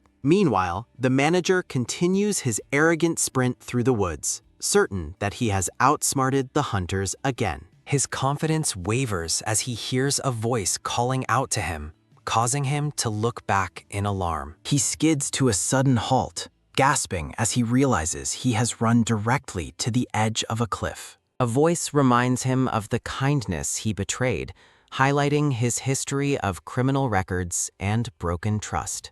Grandma sits perched on Kang Chol's shoulders, radiating a fiery, vengeful aura as she demands he pay for his sins. The manager sneers and holds the recipe bottle aloft, mocking his pursuers and daring them to catch him now. He flinches as Na Yongsa's voice rings out from right behind him, her sudden appearance catching him completely off guard. Holding leafy branches for relief, Na Yongsa and Kim Mawang finally reappear from the forest to corner the thief. The entire Yongma chicken crew unites at the cliffside, leaving the cornered manager with nowhere left to run.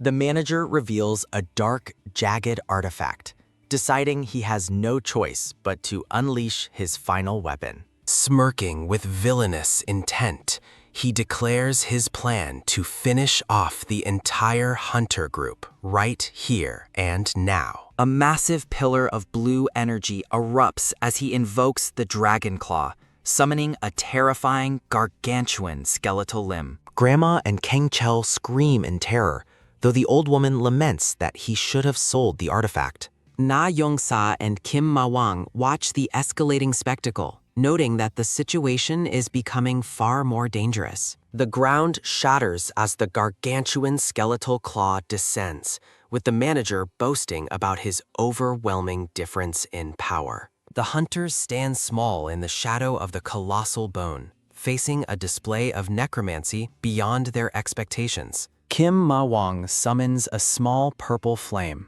unimpressed by the size of the skeletal limb being used against him. A sudden, violent surge of purple energy explodes outward, completely overwhelming the manager's massive skeletal summon. Wreathed in intimidating purple flames, Kim Mawang mocks the pathetic scale of the thief's supposed dragon bone. Grandma and Kang Chel dive for safety as the intense magical blast sweeps across the battlefield with a roar. Recognizing the distinctive hue of the purple fire, Grandma's eyes widen as she realizes Kim Mawang's true identity. A massive pung sends the blonde manager flying into the air as the explosion decimates his defense and pride. Despair fills the thief as the precious recipe bottle slips away, tumbling toward the chasm along with his dreams. The manager plummets over the cliff's edge, his hands reaching fruitlessly for the falling treasure he has finally lost. Na Young-sa nonchalantly suggests fishing for the recipe, resting her hand on an unenthusiastic Kim Mawang's shoulder. With a mighty whack, she hurls the Demon King into the abyss, using him as a living projectile. Grandma and Kang Chol stand frozen in sheer disbelief, horrified that she would just throw her coworker away. Falling with a sharp pat, Kim Mawang extends his hand in a desperate attempt to catch the descending recipe bottle. The manager also reaches out mid-fall, still obsessed with the wealth and glory the recipe promised him. A firm teop sounds as Kim Mawang catches the thief by his collar instead, effectively ending the escape. Tethered to a glowing green chain, Kim Mawang dangles over the forest, having successfully secured the cornered criminal. The manager cries out in agony, realizing the recipe has vanished into the woods below, taking his fortune. With a powerful heave, Na Yangsa begins reeling in the chain, pulling her teammates back up to the cliffside. Back on level ground, Kang Chol realizes the recipe is still missing while his coworkers lie exhausted. Na Yongsa turns to Grandma with a bright smile, hoping for praise now that they have caught the thief. Grandma explodes in a fiery rage, screaming at the group for losing the recipe she valued so highly. The trio departs with the bound manager, Na Yongsa, waving a cheery goodbye while Grandma continues to fume. Watching Kim Ma-wong leave, Grandma acknowledges his dangerous potential, her gaze lingering on the mysterious black-haired man. Na Yongsa explains their bond with Kim Ma-wong as a joint debt, confusing the old woman with her phrasing. Mistaking the sentiment for romance, Grandma is struck with shock at the thought of them being a married couple. The hunters walk into the sunset, leaving Grandma to ponder their bizarre group, as she calls them true heroes. Kang Chol and Na Yongsa bicker about dinner, while a weary Kim Ma-wong ignores their constant petty complaints. Grandma pulls out a modern smartphone, her thumb moving with purpose as she prepares to make a secret call. Watching the group disappear in the distance, she begins a conversation with an old acquaintance on the phone. Her expression turns grave as she demands to speak directly to the association president to report her findings. As the hunters continue their journey, Grandma informs her contact that she has something critical to report about them. Back at the restaurant, a steaming plate of golden brown fried chicken is served to a hungry customer. The menu expands visually, showcasing various styles of chicken topped with sauces and nuts to entice the diner. A sharp "pak" sounds as the customer stabs the chicken, his expression showing deep annoyance and fatigue. He loudly complains about the repetitive menu, demanding to know if the restaurant only ever serves fried chicken. Eating with stuffed cheeks, he asks Kang Chol about the absence of the owner and the thug-looking man. Kang Chol sighs deeply, his tired face reflecting the burden of managing the shop alone while others are away. Looking at the clear blue sky, he explains that the others have gone to develop a revolutionary new menu. The scene shifts to a deep, tranquil forest, far removed from the bustle of the suburban chicken shop. A massive, swirling black portal pulses with dark energy in a forest clearing, guarded by heavy stone fortifications. A group of C-rank knights stands before the gate, looking apprehensive about the challenge that lies within the portal. Two muscular gatekeepers with horns and sunglasses arrogantly demand an exorbitant entrance fee of 500,000 won. The knights shout in protest, calling the high fee a total scam and declaring the entire operation illegal. The gatekeepers laugh at the weak C-rank hunters, mocking their lack of strength and daring them to enter regardless. A narrator explains the perilous efforts of the Black Hawk Guild in exploring dangerous territories for profit and ranking. The mysterious nature of Black Gates is revealed, as their ranks remain hidden until a hunter actually enters them. Guilds take massive risks to rank these gates, justifying the steep entrance fees they charge to other eager hunters. An arrogant gatekeeper with red horns and a bow tie smugly challenges anyone who dares to question his extortionate pricing. A sudden burst of shouting erupts as C-rank hunters protest the illegal fees being imposed against association regulations. A mysterious long-haired man in a fur-lined cape wonders if the association president would really allow such corruption. A massive boom echoes through the forest as a giant foot crashes down, startling the hunters near the gate. The greedy gatekeepers shamelessly rake in the savings of the dejected hunters who have no choice but to pay. A subtle rustle in the bushes catches a gatekeeper's attention, causing him to pause and look toward the foliage. Kim Ma-wong and Na Yongsa emerge from the brush, their casual attire contrasting with the tense atmosphere of the portal. The gatekeepers double the fee to 1 million won for the newcomers, met by Na Yongsa's silent, icy stare. With a fierce whack, Na Yongsa delivers a devastating high kick that sends one of the arrogant thugs flying. A violent quang resounds as the sheer force of her strike shatters the air and the gatekeeper's composure. The gatekeeper is hurled backward with a sharp whoosh, his body crashing helplessly into the rocky terrain behind him. Terrified by the sudden violence, the remaining horn-headed guard screams out for his fallen brother in total shock. The long-haired man glares over his shoulder, his eyes narrowing as he realizes the situation has turned dangerously unpredictable. Ignoring the chaos behind them, Na Yongsa and Kim Ma-wong vanish into the swirling black portal with a quiet swoke. A sudden, sharp ring signals a phone call as a hand grips a smartphone against a backdrop of mounting tension. Panic-stricken, the surviving gatekeeper frantically calls for backup, demanding to know if someone is still inside the gate. Inside the cave, the long-haired man grips his sword, his expression hardening as he dismisses the complaints of others. A dark chuckle escapes him as he assures the caller he won't back out of their deal this time. A brilliant flash of blue energy, Pat, illuminates the cavern as the restaurant duo arrives at their destination. Kim Ma-wong leads the way, questioning if they are in the right spot based on a neighbor's helpful tip. A sudden, high-pitched whir cuts through the air, catching the dark-haired man's attention as he senses something fast approaching. A sharp pat sounds as Kim Ma-wong reaches out with lightning speed to intercept a blurred object mid-flight. He stares at his closed fist with a puzzled expression, wondering what exactly he managed to catch so easily. Surprise colors their faces as Kim Ma-wong carefully opens his hand to reveal a tiny, trembling bee trapped within. They realize it is a storm bee and celebrate the potential of creating a legendary new bull honey chicken dish. Eager for their culinary breakthrough, they dash off toward the source of the hive with newfound excitement and energy. Their path is suddenly blocked by a battered hunter who stumbles out of the shadows, desperately pleading for his life.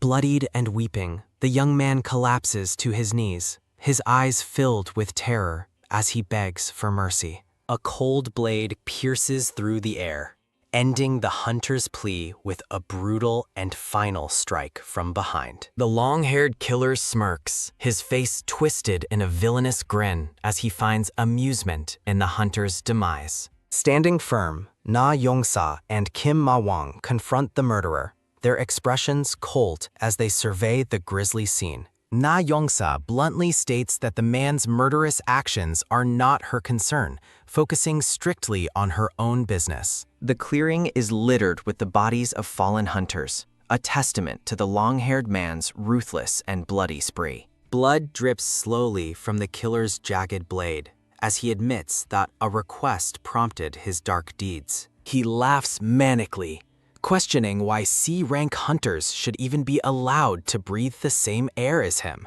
A massive rumble shakes the cavern as a terrifying black tornado of energy begins to form behind the hunters. The killer's arrogance vanishes in an instant, replaced by pure horror as he realizes what has been unleashed. A colossal swarm of storm bees coalesces into a dark, swirling phantom with glowing white eyes and a vengeful aura. The narrator explains that an enormous number of bees move with a single, deadly purpose when their queen is threatened. Like a living storm of despair, the swarm looms over the battlefield, ready to strike down anyone in its path. The bees instinctively target the strongest enemy present, and the long-haired man realizes with dread that he is their mark. Terror consumes him as he screams in agony, his energy signature drawing the vengeful swarm directly toward his position.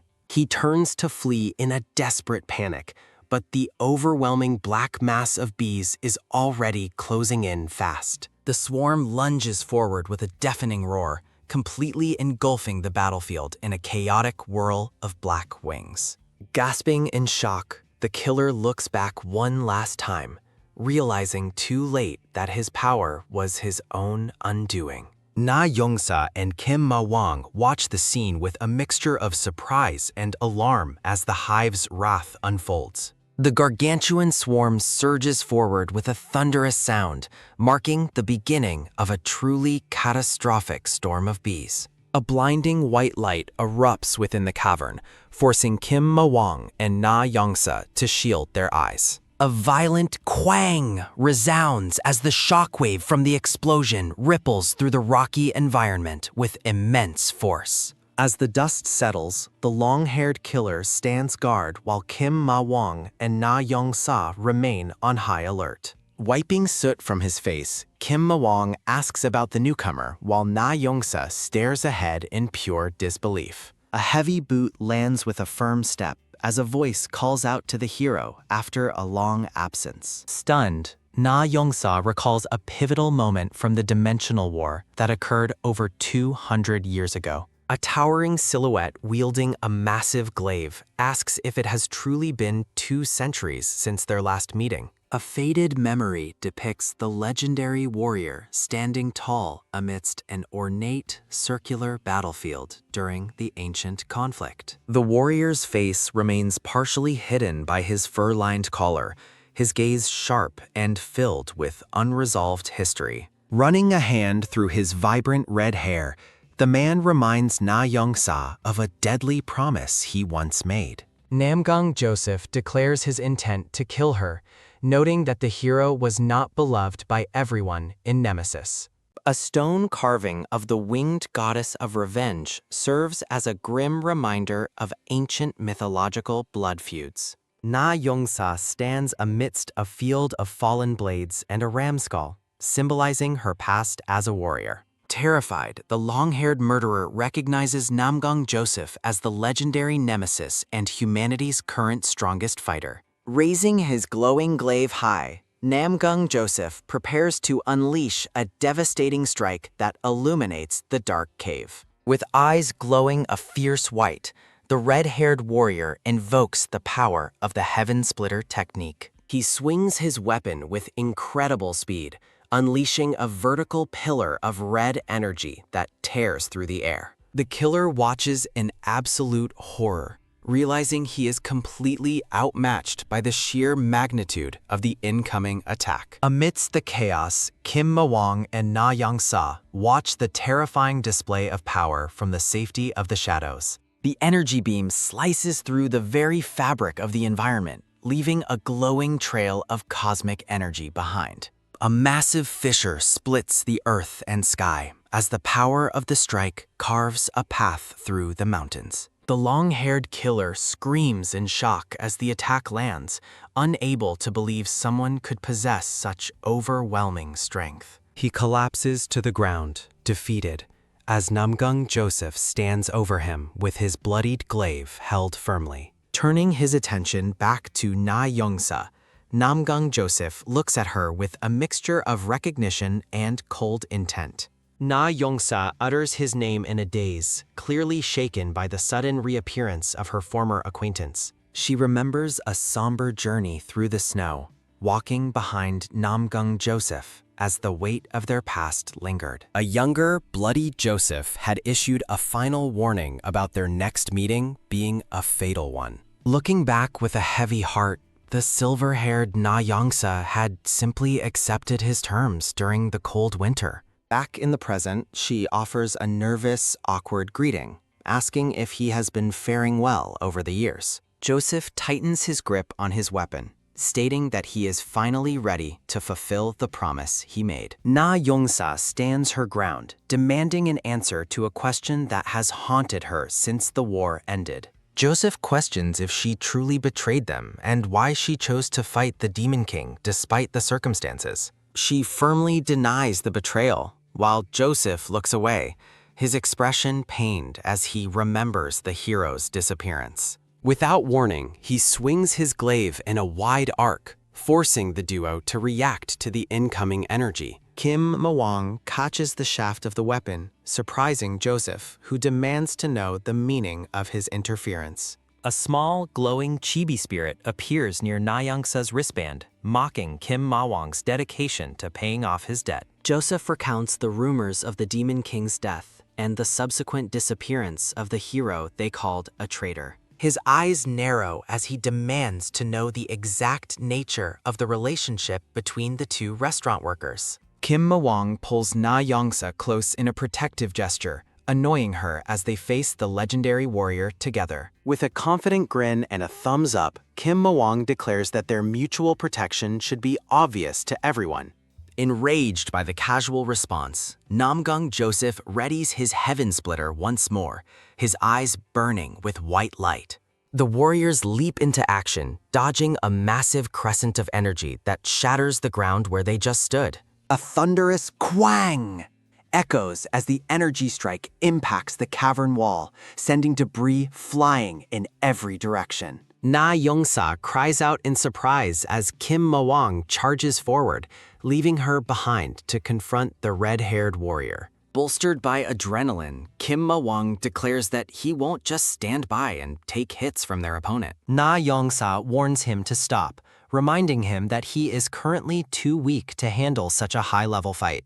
Joseph mocks him as a mere lackey, causing Kim Mawang's temper to flare as he asserts his own strength. He launches himself high into the air, aiming a direct strike at Namgung Joseph, despite the clear power gap.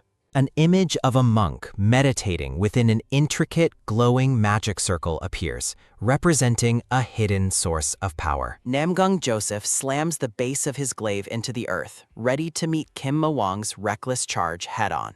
Namgung Joseph beckons his opponents forward with a commanding gesture, his fur-lined cloak billowing in the dark cavern. He begins to chant, manifesting a glowing directional magic sphere that illuminates his sharp, focused expression. A sharp whiz sounds as a beam of red energy streaks past Kim Mawang, narrowly missing his side. Kim Mawang is taken aback, questioning how such overwhelming force can originate from a simple, basic magic spell. Invoking the 100 Steps Divine Fist, Joseph lunges forward with eyes glowing a fierce, vengeful white. A heavy thwack resounds as Joseph lands a direct punch to Kim Mawang's gut, unleashing a powerful shockwave. The black-haired man gasps in sudden pain, the air forced from his lungs by the magnitude of the blow. With a violent boom, Kim Mawang is sent hurtling backward across the battlefield, unable to stop his momentum. A massive crash echoes as he impacts the far wall, leaving a network of cracks in the solid stone. Joseph stands firm, his gaze cold and unwavering as he watches the dust settle around his defeated opponent. Na Yongsa steps in, coolly telling the warrior to grow up as she prepares to enter the fray. A solid thud sounds as she delivers a high kick, which Joseph barely manages to block with his forearm. Joseph narrows his eyes, his aura intensifying as he prepares to utilize high-temperature magic against the silver-haired hero. With a look of intense concentration, he readies a purgatory flame strike, his energy burning with a dangerous heat. A colossal explosion of fire erupts, filling the cavern with a blinding red light that consumes everything in its path. Na Yongsa lands in a defensive crouch as Kim Mawang recovers nearby, both watching the warrior's terrifying display. Observing the situation, Na Yongsa decides to step up while Kim Mawang asks what she plans to do. She declares her intent to end the fight in one shot, her hand glowing with a brilliant, concentrated energy. Kim Mawang offers his support, but Na Yongsa firmly rejects it, confident in her own ability to win. She advances toward Joseph, stating she can handle a fighter of his level without any outside help. Joseph responds with a chilling warning.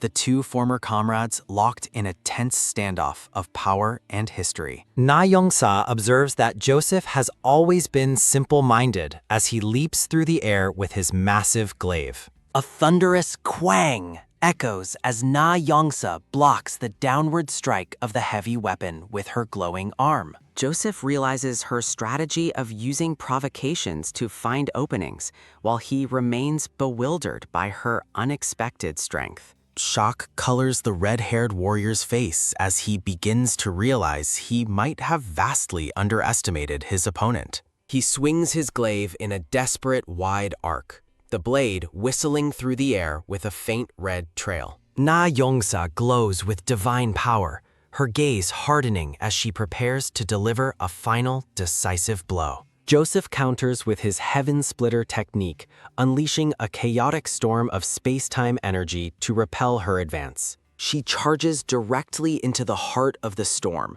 her fist radiating a blinding light that pierces the darkness. A massive collision of power shatters the cavern air, the impact creating a shockwave that rattles the very foundation. Kim Ma-wong shields his eyes from the brilliance, wondering if the hero has successfully defeated their legendary pursuer. The heavy blade of Joseph's weapon falls silently through the air, signaling the end of his aggressive assault. Standing amidst the aftermath, Na Yongsa utters a name, her figure small against the backdrop of the battle. Joseph stares at Na Yongsa in stunned silence, his name for her escaping his lips in a moment of clarity. A close-up reveals blood splattered across Na Yongsa's apron, a grim reminder of the high stakes of their duel. A moment of pause occurs as the narrative shifts, reflecting on the support that allows the story to continue. Na Yongsa stands with her head bowed,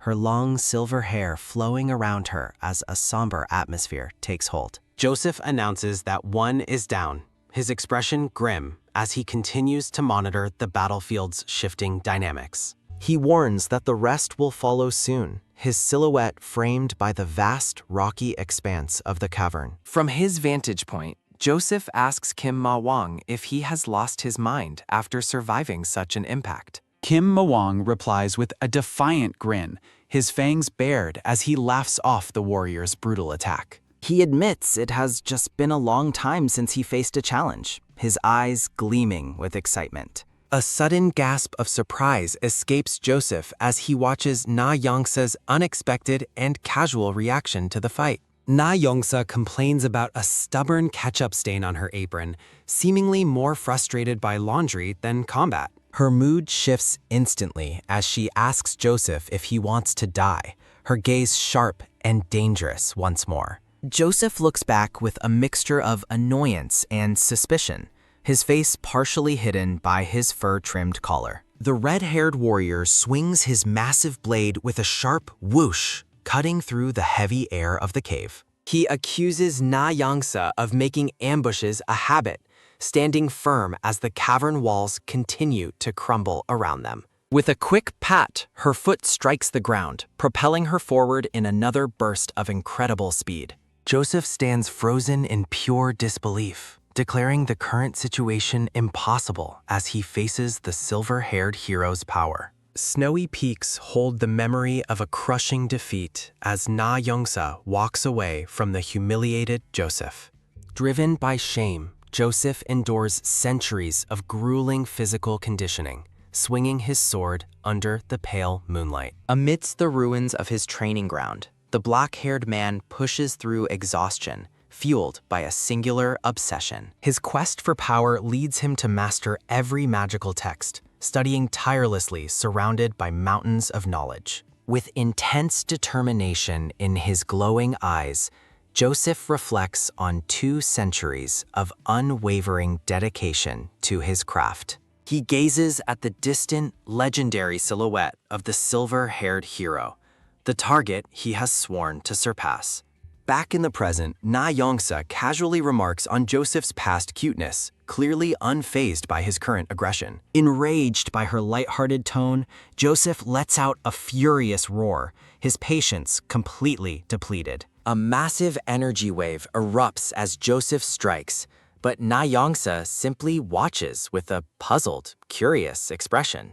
Enveloped in a radiant yellow glow, she listens as Joseph declares that her current predicament is her own fault. A sudden light pulses from her wristband, catching her attention as the mysterious artifact begins to hum with power. Na Yongsa realizes a familiar sensation has returned, her eyes narrowing as she analyzes the shifting energy around her. With a sudden burst of speed, she lunges toward the red-haired warrior, her fist brimming with concentrated divine light. Shock flashes across her face as she realizes the cuffs on her wrists are actively suppressing her immense strength. The green band glows menacingly, siphoning away her power just as she prepares to strike her final blow. Clenching her fist, she curses the deity responsible for the restriction, frustrated by the interference in her battle. Brushing off the setback, she maintains her resolve, refusing to let the power drain deter her from winning. Eyes blazing with inner fire, Na Yongsa prepares to confront Joseph despite the constraints placed upon her. Joseph prepares his ultimate secret technique, spinning his glaive to gather a storm of crimson energy above him. With a cold, calculated gaze, he invokes the Crimson Knight, ready to incinerate everything in his path. A terrifying crescent of fire tears through the air, aimed directly at the silver-haired hero. A blinding volcanic explosion consumes the battlefield, turning the cavern into a hellish landscape of smoke and flame. Joseph watches the inferno, his silhouette framed by the heat as he waits for the dust to settle. A triumphant grin spreads across his face as he prematurely declares his victory over the legendary hero. The sea of flames rages on, seemingly impossible for anyone to survive such a concentrated magical assault.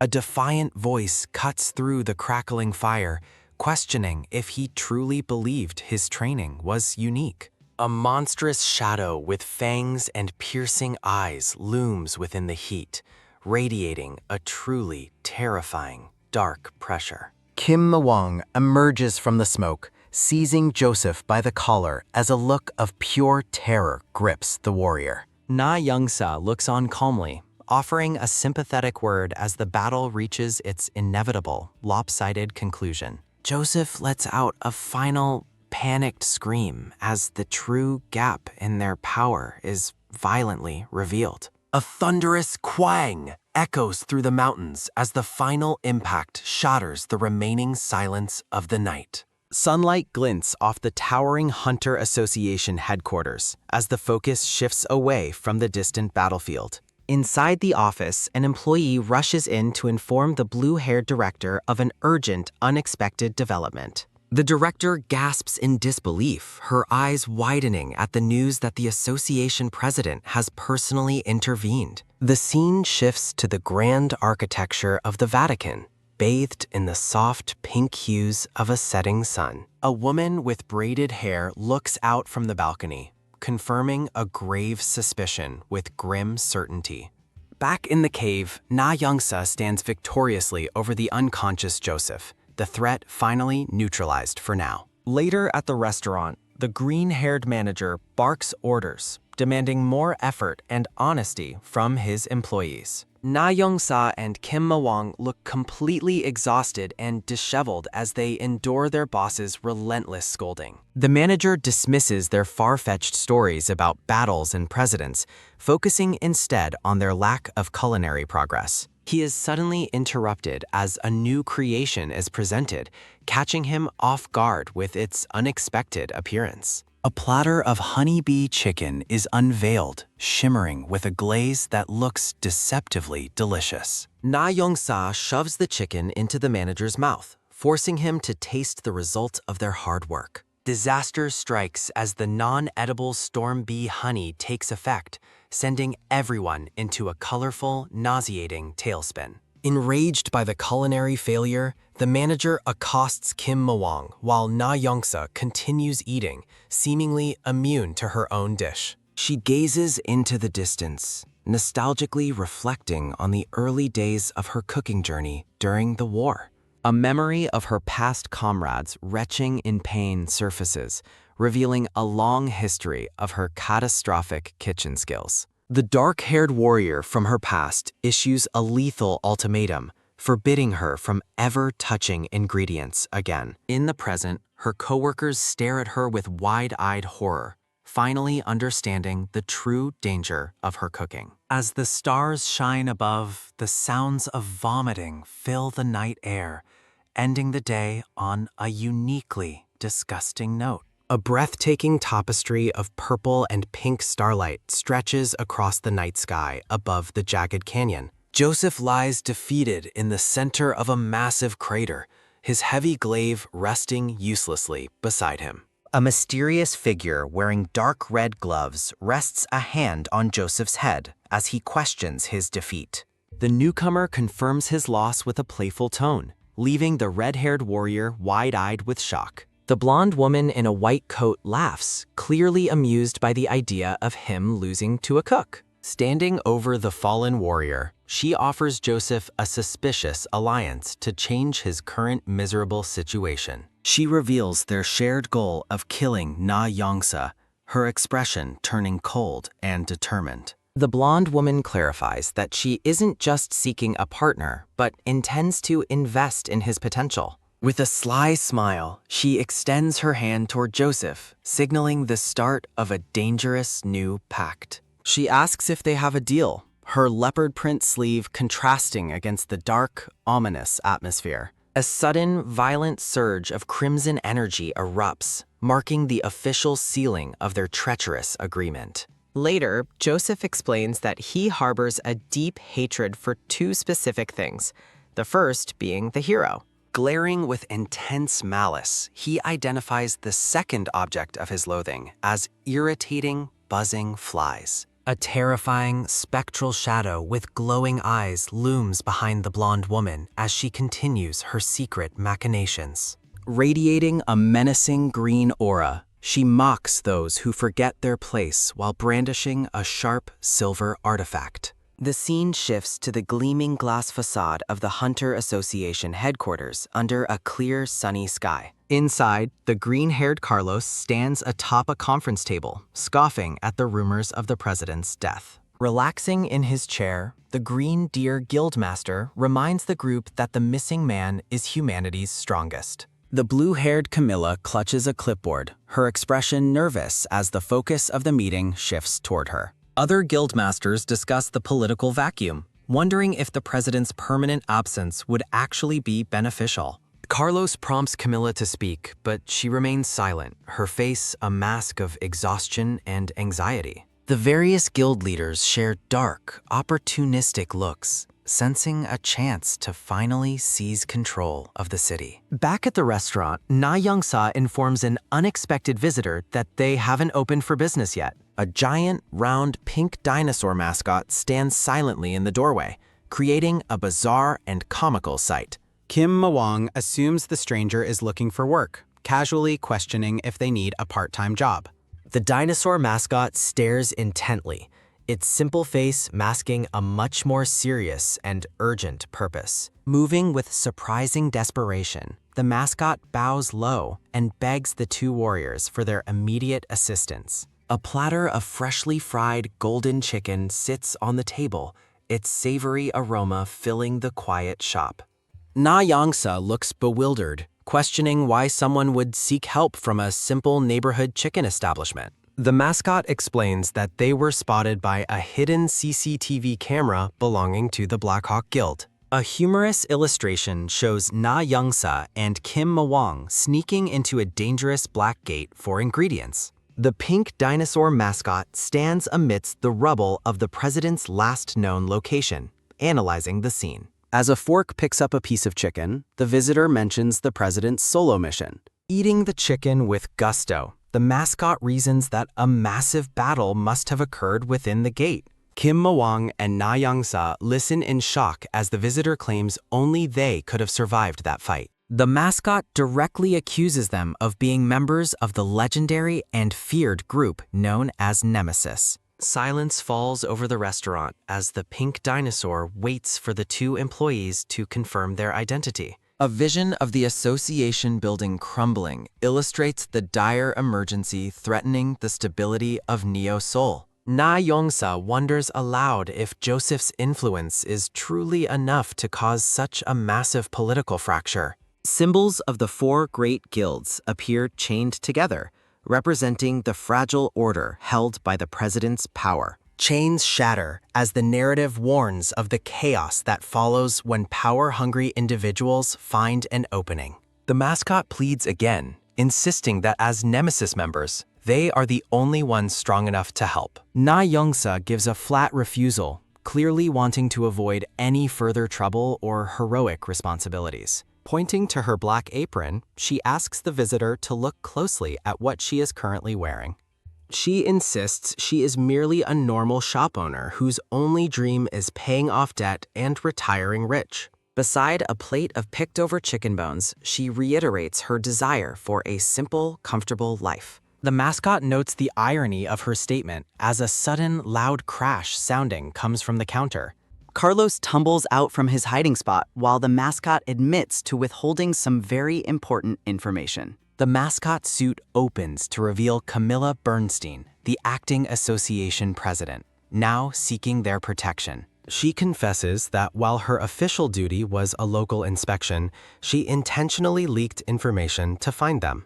Na Yongsa, Kim Ma-wong, and Carlos react in shock as a thunderous noise erupts above the restaurant. A deafening quang shatters the ceiling, sending debris raining down as a massive hole opens in the roof. Looking up from the wreckage, the group stares at the opening while the pink mascot remains perfectly calm. Armed soldiers in green tactical gear begin rappelling down ropes, infiltrating the establishment from the sky. Multiple helicopters swarm the clear blue sky as a voice warns Na Yongsa that her peace is over. The restaurant is surrounded by the Corruption Special Ops team, representing the powerful Green Deer Guild. The pink mascot offers a lucrative reward for their cooperation, putting the silver-haired hero on the spot. Na Yongsa's expression hardens with suspicion, her golden eyes narrowing as she processes the unexpected ambush. Another helicopter looms overhead as a passenger questions the excessive force used for a simple chicken shop.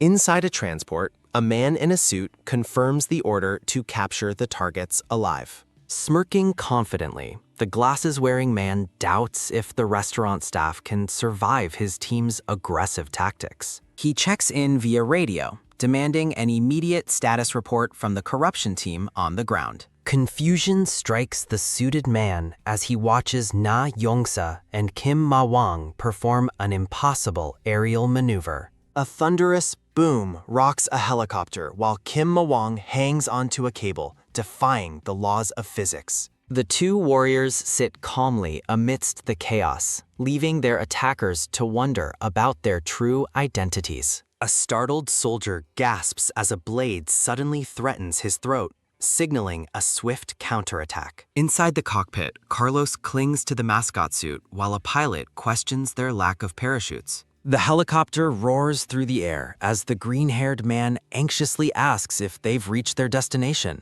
The pink mascot warns that they are close, but reveals a major obstacle has appeared behind them. A hostile helicopter emerges from the clouds, pursuing the group with aggressive intent. A fleet of enemy aircraft fills the sky, determined to bring down the fleeing restaurant crew. A rhythmic dada of gunfire erupts as the pursuers open fire, lighting up the sky with flashes. Sparks fly inside the cabin as Carlos screams in terror, while Na Yongsa remains completely stoic. Kim Ma-wong leans out the door, charging a purple energy sphere and mocking the soldiers' reliance on guns. A massive boom echoes as a pillar of violet energy obliterates everything in its path. A pilot watches in horror as Kim Ma-wong laughs, thoroughly enjoying the destruction he's raining upon them. Tracers and explosions fill the air as the lopsided aerial battle continues to intensify. Carlos wails about regressing from stress as the pink mascot maintains an oddly cheerful and calm demeanor. Na Yongsa narrowly dodges a projectile, her sharp gaze fixed on the next threat with unwavering focus. Through a sniper's lens, Kim Ma-wong is spotted clinging to the side of a moving helicopter. The silver-haired warrior leaps into the void, descending toward an enemy craft like a predator. A sickening crunch of metal terrifies Carlos, who fears for his boss's safety during the mid-air struggle. Standing atop the enemy craft, Na Yongsa begins dismantling the heavy machinery with her bare hands. Shattering sounds fill the air as the helicopter's structural integrity fails under the hero's immense strength. Kim Ma-wong looks around in confusion, noticing that his companion has vanished from his sight. A chain snaps away from a boot as someone curses the turn of events during the fall. The helicopter spirals toward the earth in a fiery wreck while panic grips the remaining soldiers. The mascot reassures the panicking Carlos that the disappearance of their comrades is all part of the plan. A sudden jolt rocks the cabin as the mascot tells the terrified man to trust her. The damaged aircraft bursts into flames, lighting up the sky with a brilliant orange explosion. Smoke trails behind the falling helicopter as it enters a terminal spiral toward the forest below. A thunderous boom marks the final impact, sending a massive plume of fire and smoke upward. Amidst the smoldering ruins, Carlos and the pink mascot emerge unscathed into the clearing. They find themselves surrounded by dozens of robed figures, confirming the mascot's secretive plan has succeeded.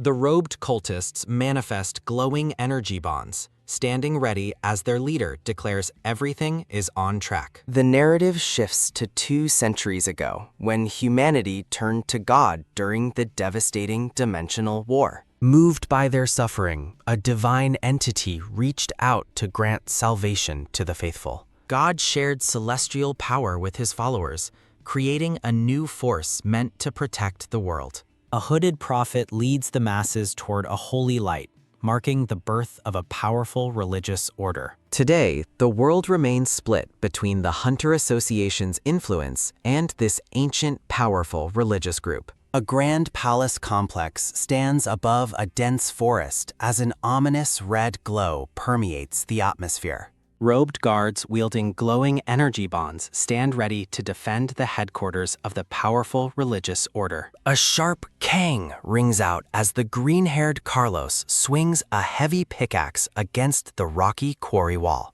Fellow laborers in blue uniforms observe the new recruit, impressed by his relentless and hard-working pace. Carlos offers a cheerful response, promising to finish his assigned task before departing for the day. Once alone, a wave of exhaustion hits Carlos as he dejectedly questions his current predicament. A sudden gasp of "Hyok!" escapes Carlos as a flashback shows him surrounded by guards for trespassing. Panicked, Carlos tries to justify his presence while begging his vanished allies to say something in his defense. He stares at the empty space in disbelief, realizing his friends have truly abandoned him. The robed guards loom over the startled Carlos, their glowing energy bonds crackling with a threatening light. Surveying the rubble, Carlos bitterly wonders if their entire survival plan was just to mine heavy stones. A rhythmic jeobyak sounding follows Carlos as he hauls a cart of rocks alongside other weary prisoners. Scratching his head in frustration, Carlos prepares to ask a pressing question about their mysterious surroundings.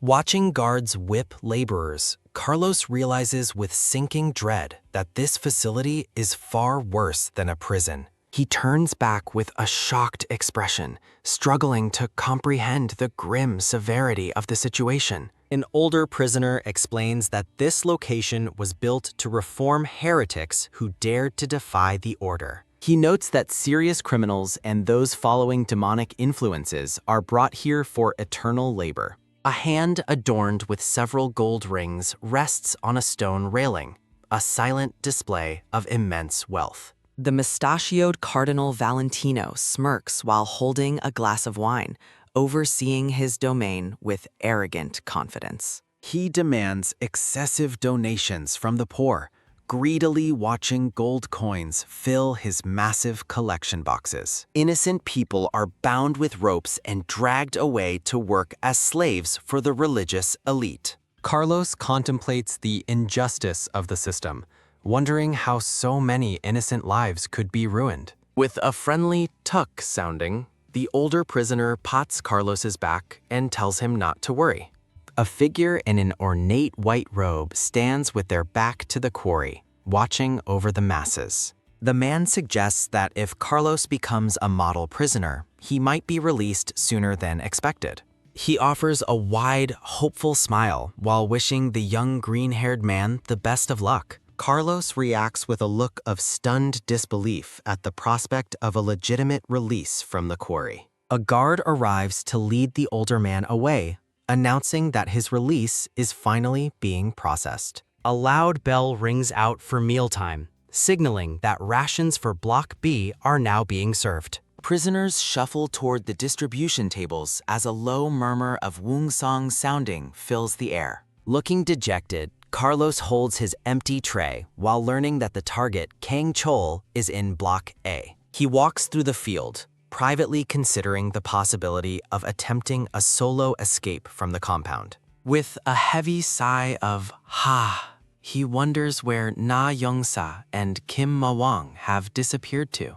A sudden tuck sounding draws his attention as a piece of fried chicken is placed on his tray. Carlos gasps as he sees Na Youngsa serving him, frantically asking if she has come to rescue them. With a violent pak sounding, Carlos slams his tray onto the ground in a fit of sudden rage. Guards immediately beat the screaming Carlos with whips for wasting food, ignoring his cries of pain. The scene transitions to the quiet forest, where the sound of the wind rustles through the trees. Na Youngsa argues with the injured Carlos, scolding him for supposedly breaking up with Camilla. She emphasizes that their top priority is finding Camilla to secure their reward from the association. The two sit on the grass together, regrouping as they plan their next move within the facility. Purple energy emanates from Kim Ma-wang as the tattooed man declares he is already searching for their target.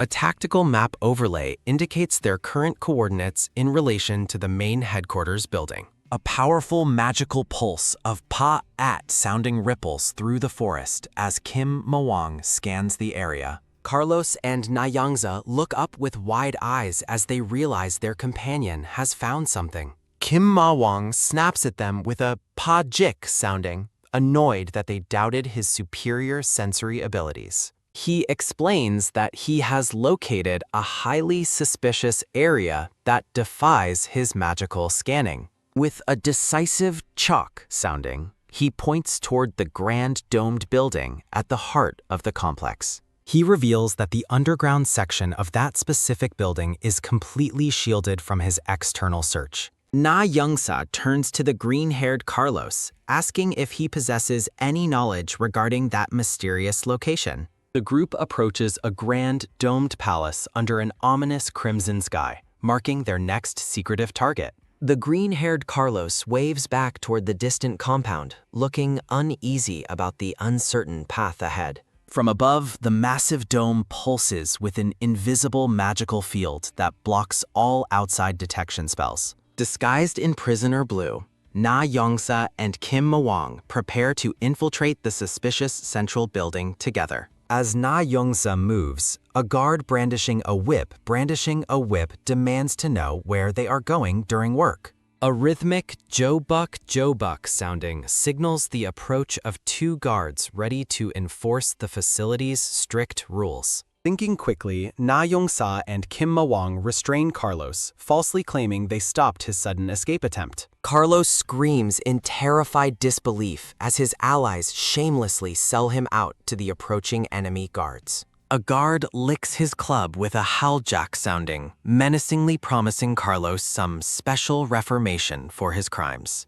While Carlos trembles with a pa-re-ru sounding, his companions urge him to cooperate for their infiltration plan. The guard swings his heavy club with a sharp huak sounding, initiating a brutal reformation beating on Carlos. Carlos wails in agony, calling the guards devils as he takes the fall for the group's reckless scheme. The trio suddenly freezes, their eyes wide as they spot someone unexpected and powerful approaching through the clearing. The guards stagger back with a juchum sounding, gasping in shock at the arrival of an influential bishop. A pink-haired youth in regal white robes gazes upon the violent scene with a look of profound sorrow. Bishop Giovanni tearfully reaches out, begging the guards to stop their cruelty toward the captive laborers. Looking closely at the bishop, Carlos feels a strange sense of familiarity from a past life's encounter.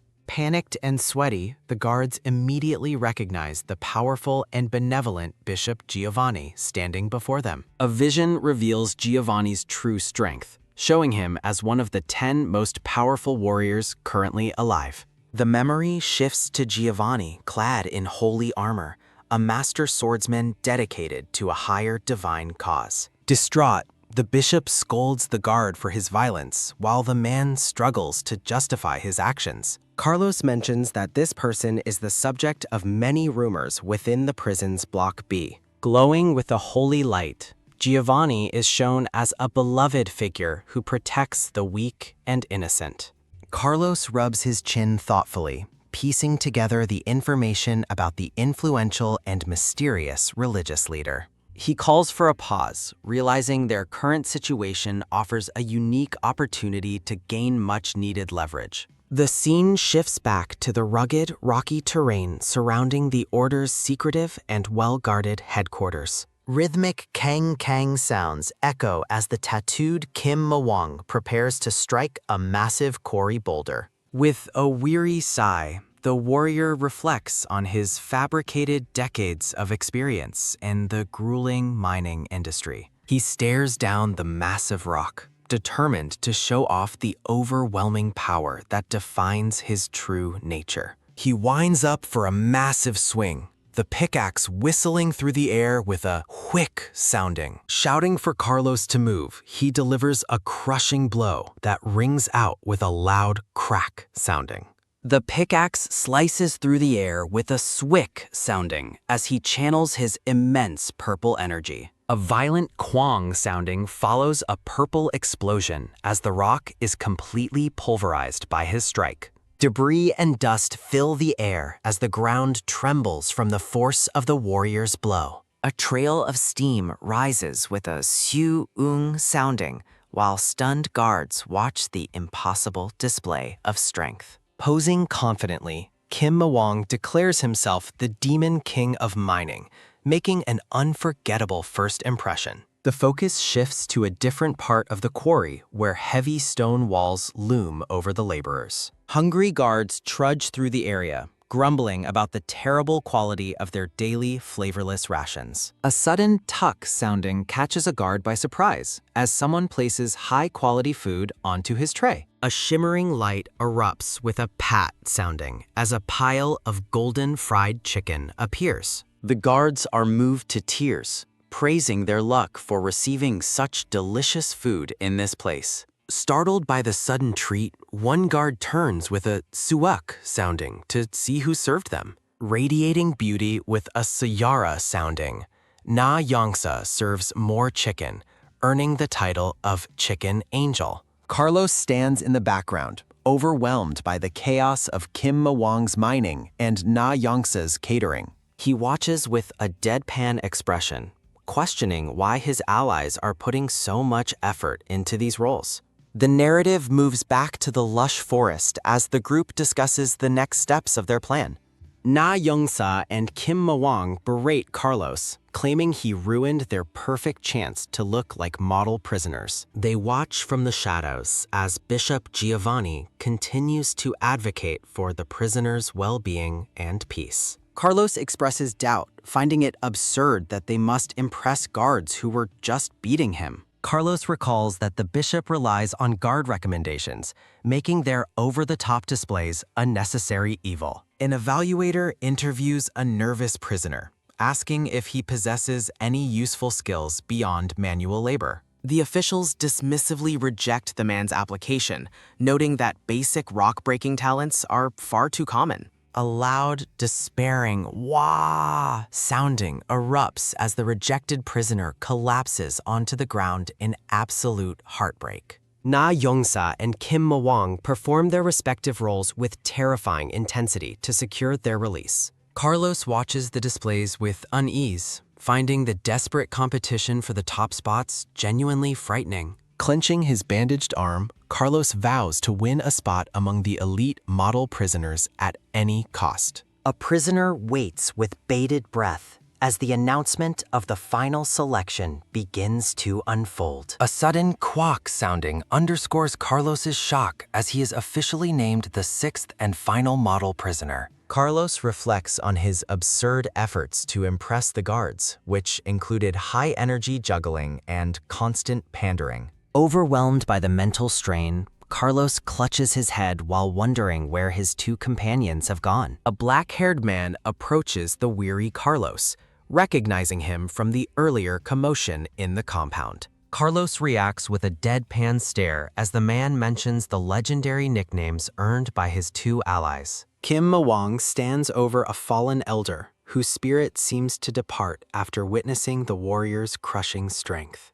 A chef gasps in absolute horror as he finds several prisoners collapsed on the floor in agony. A piece of fried chicken lands on the dusty ground with a quick tuck sounding. Staring in disbelief, the chef wonders how high-quality chicken could possibly appear in such a miserable place. Na Yongsa walks past a wall, leaving a trail of discarded wrappers and waste in her wake. A pigeon pecks at a discarded banana peel with a rhythmic kong-kong sounding. Peeking around a corner, Na Yongsa looks on with a cheerful expression as their chaotic plan progresses. Carlos trembles with exhaustion, his mind nearly broken by the bizarre events of the day. Gritting his teeth with a sharp quack sounding, Carlos struggles to maintain his sanity through the ordeal. Bishop Giovanni arrives with a benevolent smile, announcing that the release procedures for the top prisoners will begin. Gritting his teeth with a firm kkook sounding, Carlos resolves to push through any remaining obstacles. Carlos walks forward with a cold, focused expression, ready to finally leave the quarry behind. Rhythmic talk sounds from the wall torches echo through the hallway as the group follows the bishop. A heavy Jo Byuk sounding fills the corridor as the prisoners follow Giovanni deep underground. Carlos grows increasingly uneasy, questioning why the path to freedom leads into a dark, subterranean area.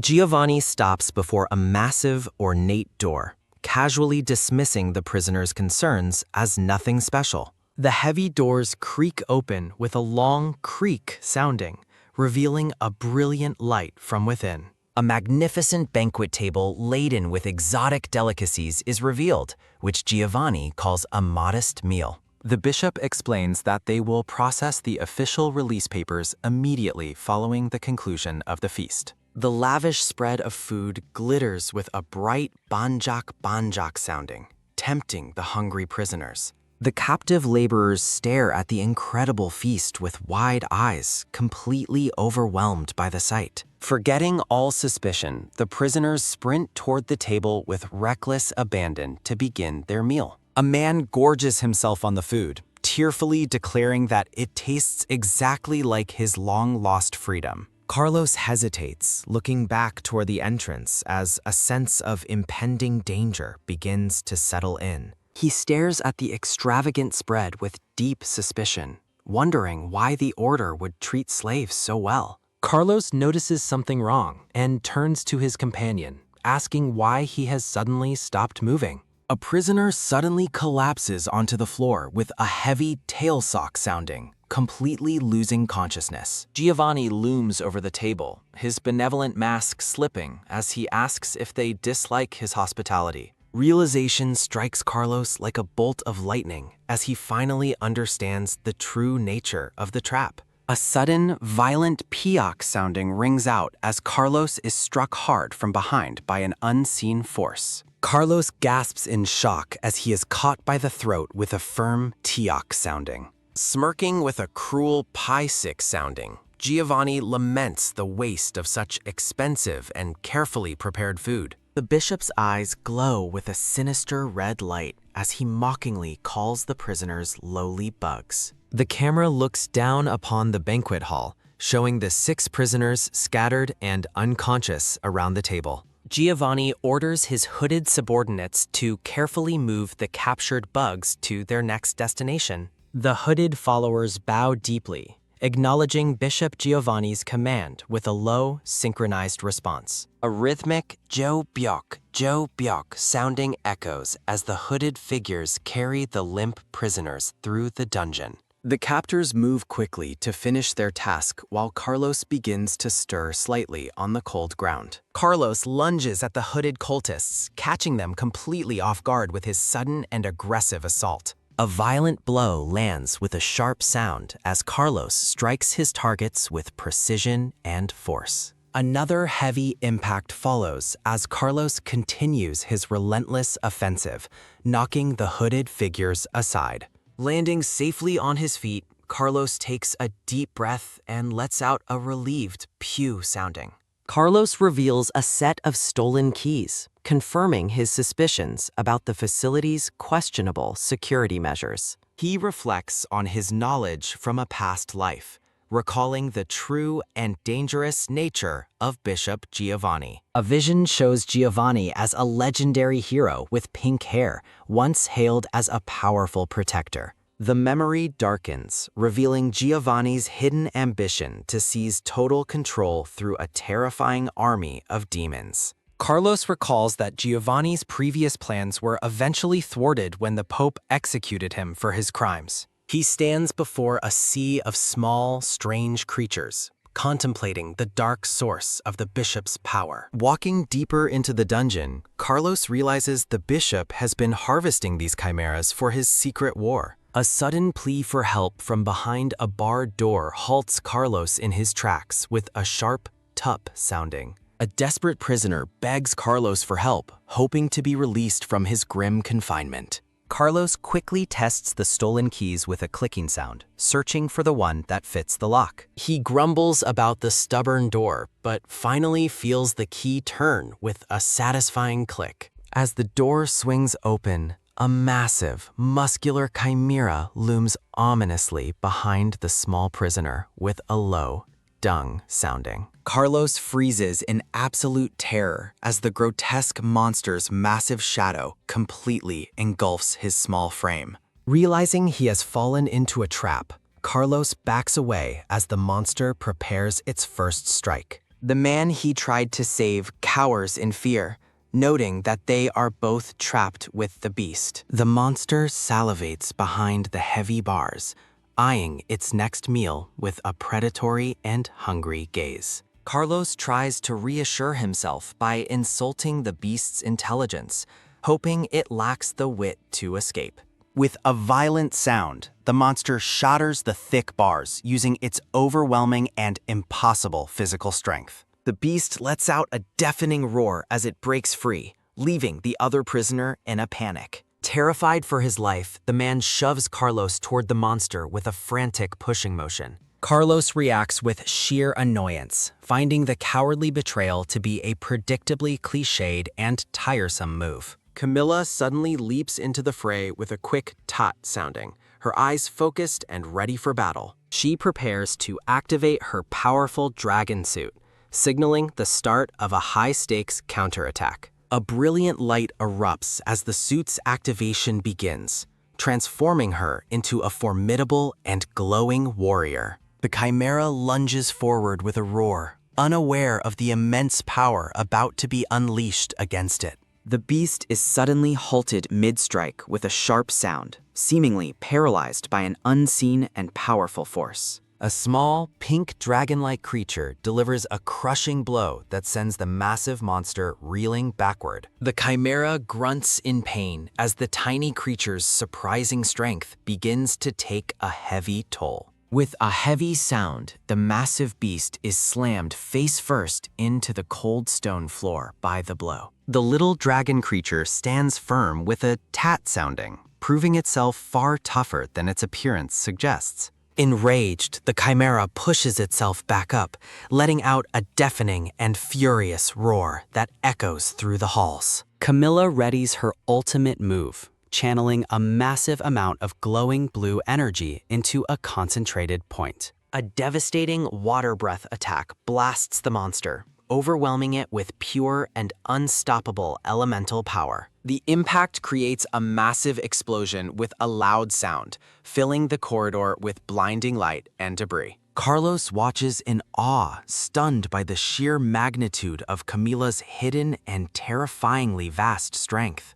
The little pink dragon poses triumphantly, having successfully and completely neutralized the monstrous chimera threat. Camilla asks Carlos about his whereabouts as the rescued prisoner quickly flees the scene in terror. She explains that thanks to earlier efforts, she successfully infiltrated the restricted facility to gather vital intelligence. Camilla reveals a stack of internal documents she managed to secure from the Cardinal's high-security office. She details Giovanni's plot to create human-monster hybrids, while Carlos listens with a tired, deadpan expression. Carlos finds her proud explanation a bit cocky, while Camilla senses his skeptical and annoyed internal monologue.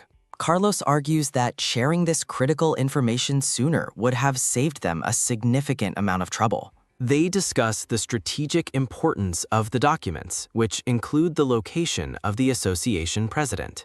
Camilla suddenly stops and asks where their other two companions have gone during the earlier chaos. Carlos clutches his head in realization, admitting he completely forgot about his allies while focusing on survival. In another part of the dungeon, a confused man wonders where his entire group disappeared to. Na Yongsa stares in bewilderment at a black-haired prisoner tied up tightly inside a stone cell. A sharp sound alerts the guards, making them whirl around in confusion as they search for the intruder. Na Yongsa's shock grows as he finds another captive prisoner hanging helplessly upside down from the cell bars. Camilla and Carlos cling to the shadows above, evading the gaze of a guard searching for the missing duo. The grand domed structure of the facility stands silent and imposing under the glow of the night sky. Sudden alarm spreads among the guards as they gasp in collective shock at the developing chaos around them. A massive cloud of smoke erupts in the corridor, leaving the guards questioning what powerful force caused the explosion. Carlos and Camilla sprint through the dungeon at high speed with a quick patter sounding, fleeing the alert guards. Panic intensifies as the guards realize their high-priority prisoners have successfully breached security and escaped their cells. A heavy clang sounding rings out across the facility, startling a flock of birds into the dark night air. Camilla remains composed while Carlos subdues a guard, arguing that their infiltration has clearly turned into a full-blown raid. A guard in the control room freezes while eating, watching the prisoner's escape unfold across the surveillance monitors. With a heavy slam sounding, an emergency button is pressed to officially declare the facility is under a raid. Red lights flash as the alarm blares, and Carlos shouts at Camilla after her failed attempt at a stealthy infiltration. Carlos urgently points the way forward, insisting they find the pink dinosaur creature to aid their daring escape. Camilla stops and looks back with a firm expression, disagreeing with Carlos's priority in the heat of the moment. She explains with unwavering focus that there is a far more critical objective than simply retrieving their small companion. The alarm siren pulses with a persistent and warning red glow, signaling that the entire facility is on high alert. Responding to a thudding sound, the guards scrambled toward the first floor to intercept the raiders from above. Na Yongsa and the blue-haired prisoner hide behind a stone corner, plotting their next move amidst the growing commotion. Seizing the opportunity, they dash through the corridor toward the third basement level with a quick dash sounding. The blue-haired prisoner reveals the horrifying truth that model prisoners are being transformed into monstrous, mindless chimeras. Na Yongsa is momentarily paralyzed by the grim revelation, his eyes wide with horror at the order's depraved experiments. They reach a massive set of wooden doors, the last barrier before the dark secrets of the laboratory. Peeking through the opening with a soft creak sounding, Na Yongsa is unnerved by the total lack of security guards. He discovers a large crowd of prisoners gathered in the shadows, their eerie silence filling the room with dread. Na Yongsa leads the way inside but begins to doubt their direction, fearing they have wandered into a trap. Reaching out, Na Yongsa touches a prisoner's shoulder, only for the man to reveal a horrifyingly mutated, monstrous face. The chimera stares back with soulless eyes, its predatory nature surfacing as Na Yongsa realizes the danger they face. A sudden bam sounding echoes as Na Yongsa is caught off guard by the creature's swift and violent movements. Another monster is sent flying by a powerful impact with a sharp whack sounding, shifting the tide of battle. Grotesque chimeras loom over Na Yongsa, their distorted forms and sharp teeth signaling a lethal and immediate threat. The hybrids lunge forward with a savage roar sounding, their claws extended as they prepare to tear through him. A powerful pink tail sweeps through the air with a swoosh sounding, knocking back the attackers and creating an opening. The pink creature delivers a crushing blow with a heavy bam sounding, while Na Yongsa is urged to escape. A violent explosion rocks the hallway with a boom sounding, and Na Yongsa sprints forward to avoid the blast. He suddenly stops with a sharp freeze sounding, his path blocked by a new and even more terrifying sight. A group of hulking, muscular chimeras emerges from the shadows, their presence radiating a much more formidable power. The pink dragon creature reappears at his side, though Na Yongsa fears their situation has become truly hopeless. The creature tops him lightly, prompting a confused reaction from Na Yongsa as he wonders what it is doing. A glowing purple barrier envelops Na Yongsa, revealing itself as Camilla's special defensive gear known as a squishy dinosaur egg. The pink creature shifts into demolition mode, readying its head for a devastating and powerful headbutt hammer attack. With a thunderous crash sounding, the creature shatters the reinforced wall, clearing a path through the solid stone. Surrounded by falling rubble, Na Yongsa cheers with a relieved pew sounding, amazed that they managed to survive. The pink dragon hovers in the air using small jets of fire, checking on the coughing Na Yongsa's condition. Na Yongsa's jaw drops in shock as he realizes the small creature possesses the unexpected and incredible ability to fly. They walk deeper into the stone corridor, following the creature's lead as they approach the mysterious backroom. They finally reach a set of large double doors, which the creature identifies as their final and primary destination. Na Yongsa looks disappointed, noting that the legendary backroom looks far more ordinary than he had initially imagined. To his surprise, they enter a peaceful and lavish office filled with towering bookshelves and a neat mahogany desk. Carlos explores the room,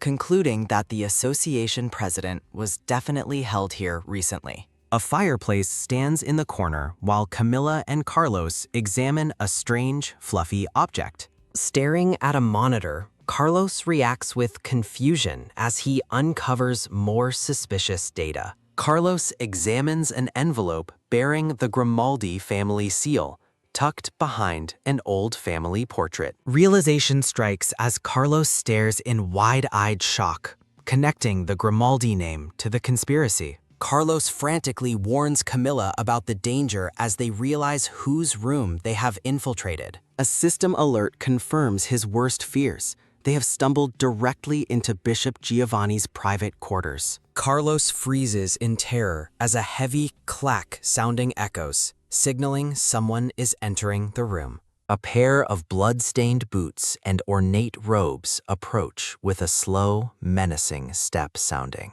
Giovanni enters with a guard, inquiring about the ruckus two prisoners are causing on the surface. Giovanni dismisses the intruders as mere rats, heading toward the large wardrobe with a focused stride.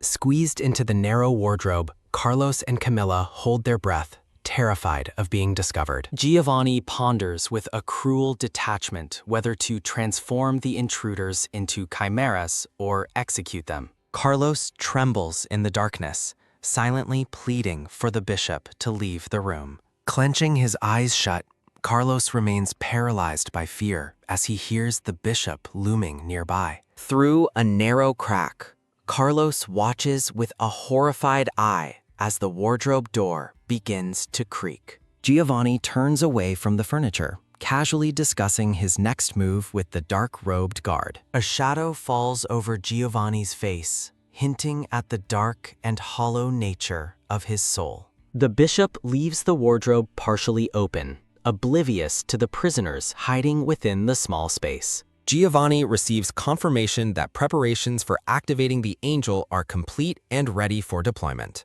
With a sharp thud sounding, Giovanni places his hand on the door, ready to proceed.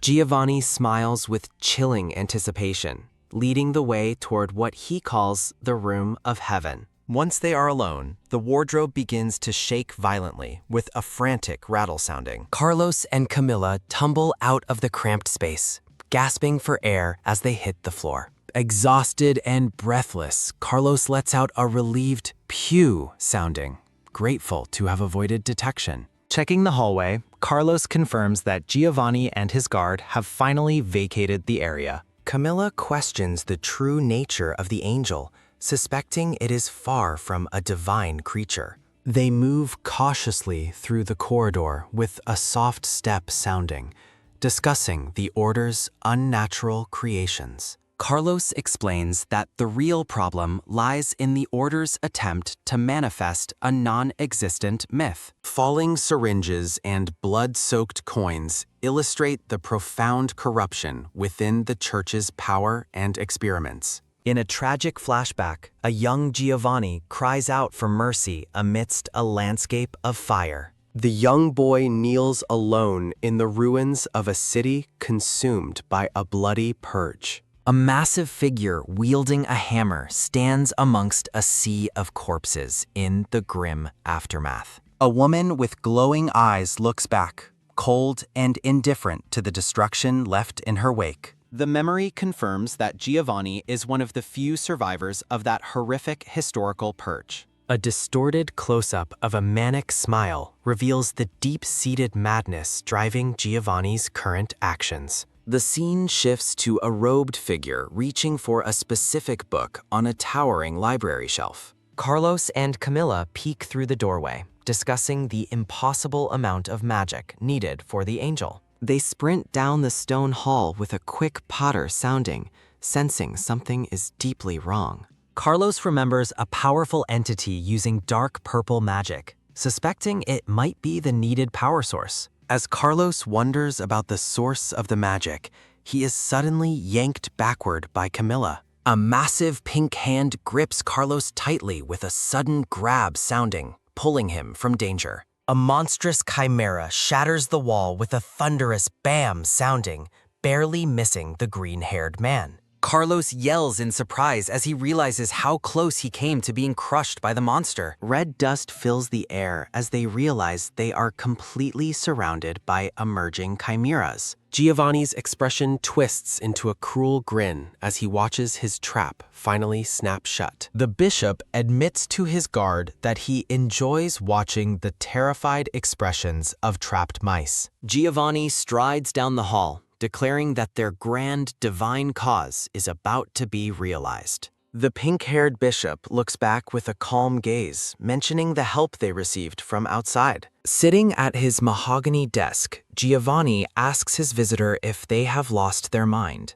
A white-booted figure approaches with a rhythmic step sounding, greeting the bishop as their long-lost brother. The blonde woman in a leopard print shirt claps cheerfully, announcing she has brought some excellent news. Giovanni sits in his lavish office, questioning how the intruder managed to infiltrate his private quarters. His eyes widen in genuine shock as the blonde woman mentions the Order's secret project, the Angel. She notes his struggle with the angel's creation, while Giovanni remains seated behind his mahogany desk. Giovanni draws his sword with a sharp clink sounding, demanding to know the true identity of the woman. Unfazed, she gently touches the blade, insisting that her solution is far more important than her identity. With a confident smirk, the blonde woman asks if he is willing to hear her proposal. Despite his suspicions, Giovanni agrees to follow her, leading the way out with a determined stride.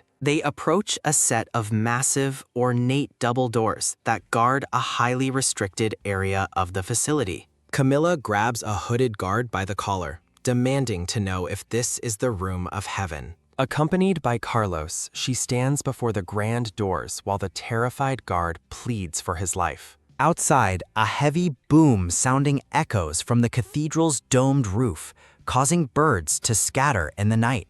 A low whoosh sounding fills the stone hallway, emphasizing the heavy atmosphere within the Order's fortress. Carlos and Camilla search the fallen guards, planning to rob the church's treasury to recover their lost funds. Carlos looks skeptical, questioning if it is truly heroic to steal from the Order's vast hoard of wealth. Camilla dismisses his concerns, suggesting they blame the dinosaur if their questionable actions are ever discovered.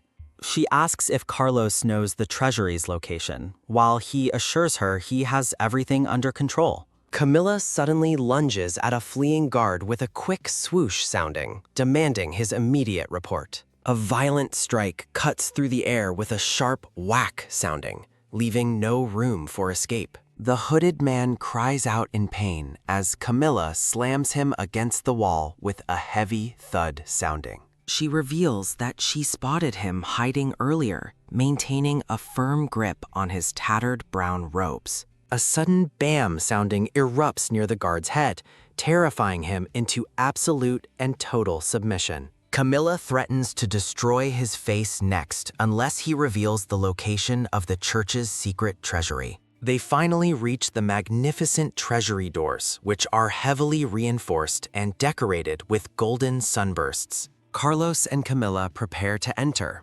excited to finally do something they both truly enjoy together. Elsewhere, Giovanni checks on the magical barrier, while his hooded guard confirms that the defenses are holding. Glowing runes and chains of light bind the treasury doors, forming an impenetrable and divine magical seal. The guard boasts that even the Pope could not force these doors open, smiling with arrogant confidence. With a thunderous crash sounding, Camilla shatters the reinforced doors and the barrier with a single, powerful punch. They step inside the room, but Camilla is immediately disappointed by the lack of any visible treasure. Her gaze shifts toward the center of the hall as she spots something unexpected and deeply unsettling. A bandaged figure stands motionless in the shadows, radiating a cold and formidable presence. Camilla and Carlos realize the figure is Namgung Joseph, though he looks vastly different than they remembered.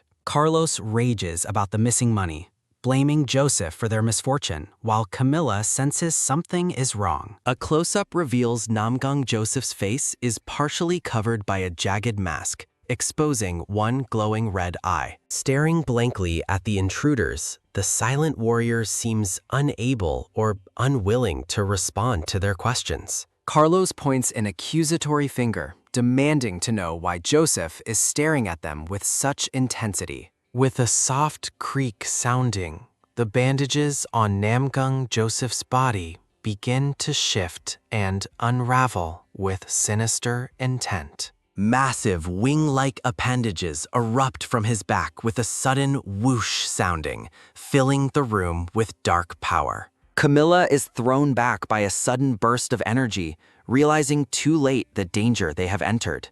Namgung Joseph is sent hurtling through the air by a massive impact with a sharp bam sounding. A blinding beam of light strikes the floor with a thunderous boom sounding as the battle begins. Camilla worries about Namgung Joseph's survival, fearing they will never get their money back if he is killed. Carlos reassures her that the warrior is far too strong to be taken down by such a blow. Amidst a swirling whoosh sounding, the bandaged man begins to rise from the rubble, largely unharmed. Joseph easily lifts a massive stone block, showcasing the terrifying physical strength granted by his transformation. Carlos and Camilla watch in silence as the transformed warrior prepares for his next devastating move. With his dark appendages flared, Namgung Joseph stands ready to defend the chamber against any and all intruders. A massive explosion of light and power consumes the room with a final, deafening boom sounding.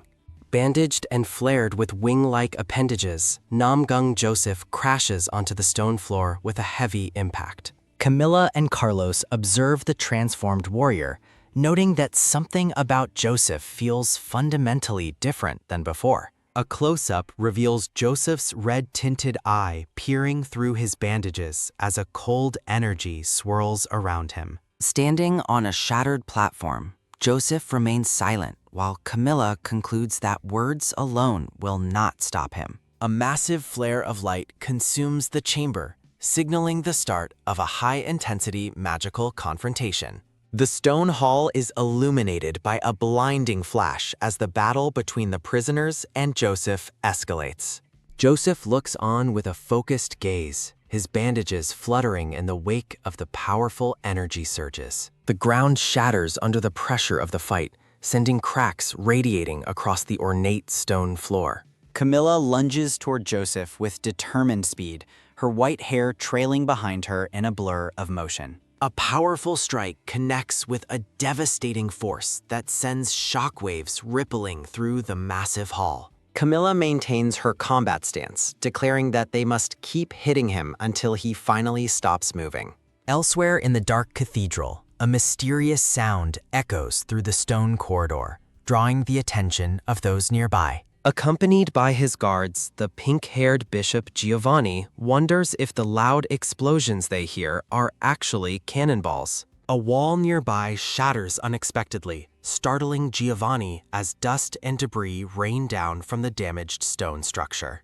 A body is hurled across the corridor by a sudden, massive impact that leaves the guards stunned and reeling. Giovanni gapes in utter disbelief, his eyes wide as he questions if the creature before him is an angel. Robed guards draw their swords to protect the bishop, demanding to know the true identity of the intruders. Camilla stares back with a piercing, golden gaze, her face set in a cold expression as she mentions a demon lord.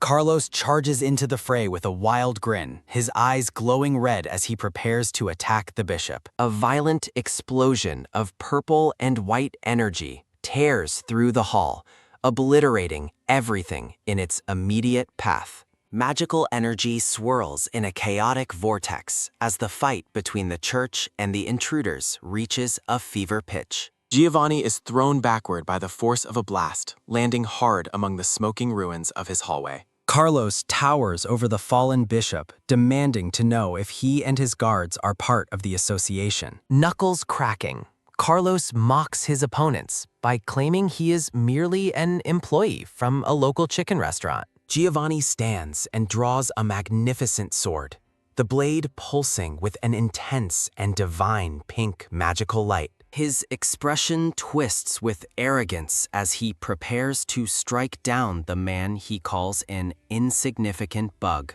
Carlos narrowly dodges a massive beam of light that erupts from the bishop's sword, carving through the stone floor. Spinning his glowing weapon, Giovanni vows to end Carlos's misery using the full extent of his unique ability. The bishop plunges his sword deep into the floor, triggering a massive surge of holy power that fills the room. A pillar of blinding light erupts toward the ceiling, which Giovanni identifies as his baptism of salvation technique. Carlos stands unfazed within the pillar of light, laughing as he mocks the attack as a mere weak breeze. Torchlight flickers in the distance as the two opponents face off in the center of the massive circular hall. Giovanni smiles with chilling confidence, asking Carlos if the space around them feels familiar or comforting in any way. A vision depicts a man receiving a peaceful blessing, illustrating the original divine purpose of the bishop's magic. The vision turns dark as Giovanni explains he knows how to use this magic to manifest an opponent's worst memories. The bishop's grin widens as he renames his altered technique the Baptism of Nightmares, targeting Carlos's fractured psyche. Pointing his finger with lethal intent, the pink-haired man commands Carlos to drown in the depths of his own nightmare. From the shadows of the past, figures in brown, hooded robes begin to emerge and kneel on the stone floor. Carlos stands motionless in the center of the hall as the manifestations of his trauma begin to surround him. A vast sea of hooded cultists bows in unison, their presence filling the entire chamber with an oppressive, somber energy. Giovanni looks on in amusement, mocking the fact that Carlos's deep-seated trauma manifests as a pathetic cult group. The bishop laughs heartily, eager to hear the pathetic sounds of Carlos's suffering as the nightmare takes hold. A hooded figure cries out in desperation, begging for his king to accept his sins amidst the swirling darkness. Weeping openly, a cultist recounts the horrific memory of a newborn baby being trampled by soldiers' military boots. Giovanni's smile fades as the cultists begin a rhythmic chant, demanding bloody revenge on the humans who wronged them. The bishop realizes with a shock that he can hear the trauma clearly, sensing its terrifying and overwhelming depth. Staring at Carlos with wide eyes, Giovanni realizes that no sane person should be able to maintain their mind with such trauma. Carlos stands with his back to the bishop, a mysterious white outline on his blue shirt glowing in the darkness. Proffering a dagger, a kneeling cultist addresses Carlos as his demon lord, offering his absolute and total devotion. Giovanni recoils in genuine shock, finally realizing the horrific and dark nature of the man he has truly challenged. Bishop Giovanni reels in shock as a dark, hooded figure looms over him with a sudden and ominous presence. A solemn vow echoes through the darkness as hands reach toward the glowing fragments of a fractured soul. Standing before a hovering dark heart, Carlos faces the manifestation of his deepest and most powerful subconscious desires. Transfixed by terror, Bishop Giovanni stammers that the return of a demon lord should be an absolute impossibility. Giovanni's breath hitches with a sharp gasp, sounding as a cold, inhuman voice addresses him as a mere human. A hulking, shadowy titan erupts from the void, its single red eye burning with an ancient and malevolent power. The dark entity looms over the stone floor,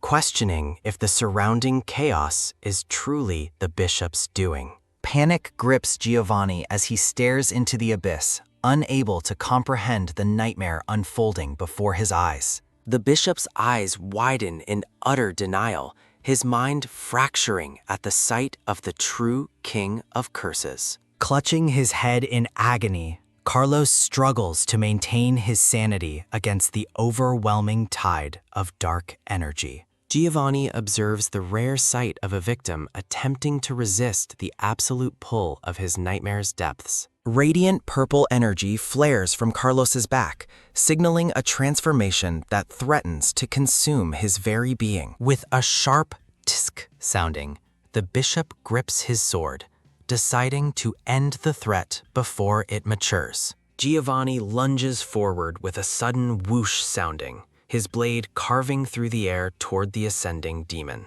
Shrouded in a sinister purple aura, the newly awakened King of Curses stands with terrifying and absolute authority. Glowing white lines of force crackle across the dark floor, marking the release of immense and pressurized magical power. Namgung Joseph hurtles through the air while Camilla watches the chaotic movement with a critical and calculating eye. Camilla coldly observes the resilient warrior, concluding that he requires a far more severe beating to finally submit. In a blur of bandages and dark claws, Joseph readies himself for another savage exchange against his pursuer. Joseph lets out a series of inhuman screeches, his mind clearly consumed by the dark instincts of his transformation. From her vantage point on the shattered floor, Camilla watches Joseph's erratic movements as the battle rages on. A massive explosion erupts with a thunderous bam sounding, momentarily blinding everyone within the massive stone hall. Emerging from the smoke, Camilla looks around for her target, her golden eyes scanning the debris for movement. Sensing a sudden shift in the air, the bandaged warrior tenses as a new threat reveals its presence. Camilla calls out in confusion, demanding to know where Joseph is headed as he suddenly breaks away. With wide, startled eyes, the transformed warrior catches a glimpse of a power far beyond his own understanding. A towering pillar of violet flame roars toward the ceiling, incinerating everything it touches in a show of force. A dark silhouette becomes momentarily visible within the roiling purple energy as the warrior's transformation nears completion. Inside a glowing red vat, a single-eyed organism pulsates, its cellular development reaching a critical state of completion. Giovanni greets the floating creature with an arrogant smile, hailing the experimental entity as his divine angel. The pod's central eye fixates on its surroundings as the bishop claims the title of its supreme creator. Beaming with paternal pride, Giovanni declares himself the father of the monstrous biological weapon he has birthed. A primal roar erupts through the chamber as dark flames consume the area, signaling the angel's violent activation. Joseph dives toward the center of the hall, his bandaged form cutting a jagged path through the smoke. The one-eyed angel ascends with a sharp whoosh sounding, its massive wing-like appendages unfurling in the purple light. Roiling violet energy floods the hall, marking the collision of the church's secret weapon and the intruders. The floating iPod descends upon its target with a sudden, heavy impact that shakes the very foundation. Violent purple flames engulf the stone floor, spreading outward in a chaotic and unstoppable wave of destruction. Camilla and Carlos stand dwarfed by the massive conflagration, their expressions masked by the flickering, dark radiance. Noticing a discarded bandage, Camilla remarks on the strange way Joseph's coverings are beginning to fall away. The man's purple eyes glow with a chilling intensity as his true demonic features emerge from the shadows. Intense white energy flares upward, bridging the gap between the material world and the realm of nightmares. With a cold and final decree, the dark-haired man whispers that everyone in the cathedral must perish. Camilla rolls up her sleeves, unfazed by the threat, as she offers to give him a fresh beating. A massive clawed foot crushes the stone floor with a heavy thud sounding, announcing a gargantuan arrival. Surrounded by a swarm of small demons, Carlos looks around in exhaustion and mounting frustration.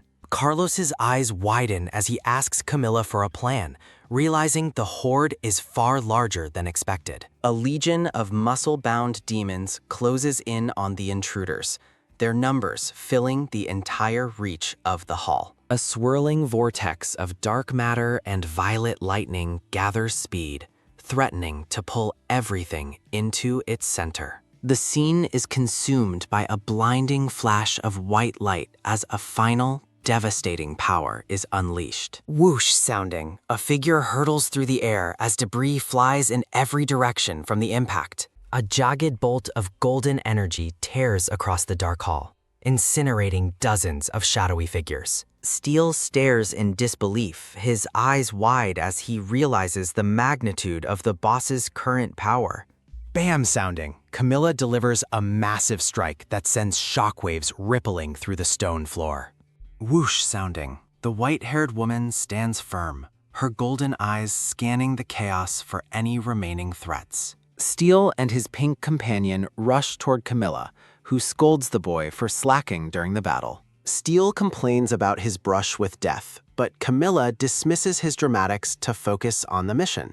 Grabbing a companion, the dark-haired man promises compensation for their hard work once the job is done. Steele looks on in bewilderment, asking his boss exactly what he just threw into the shadows. A sudden realization strikes the green-haired boy as he asks if the figure thrown was the Demon Lord. Facing a mountain of rubble, Camilla confirms the identity, while Steele asks if they fought each other again. Camilla explains the encounter was entirely one-sided, as the opponent simply charged at her with no plan. Vivid purple energy pulses from a hand, signaling the awakening of a truly catastrophic and ancient force. Steel trembles with fear as he senses the overwhelming, dark aura emanating from the man standing before him. Whoosh sounding, Carlos stands at the epicenter of a massive violet storm, his presence warping the very air. Overwhelmed by primal dread, the boy stands frozen while the atmosphere turns heavy with an oppressive energy. Steel's eye reflects the terrifying image of a power capable of burning the entire world to ash. Ascending into the sky, the dark silhouette resembles a divine judge delivering absolute punishment from the heavens. Channeling his inner darkness, the figure prepares to unleash the devastating seventh curse upon his enemies. With eyes glowing purple, Carlos identifies his destructive technique as Indra, his voice cold and final. A pulsing purple heart beats within an ornate golden border, representing the core of a demonic existence. A ranking pyramid illustrates the hierarchy of power, with high rank status positioned at the absolute summit. From the shadows of the past, a desperate cry rings out, hailing the return of the true king. Terrifying hooded cultists weep as they beg their king to slaughter those who have earned their hatred. Camilla and Steel stand together as a strange, glitching energy begins to distort the reality of the cathedral. Two hostile warriors with glowing eyes emerge from the spatial distortion, weapons held at the ready. Carlos continues to channel the orb of Indra, his expression hardening as the curse reaches full power.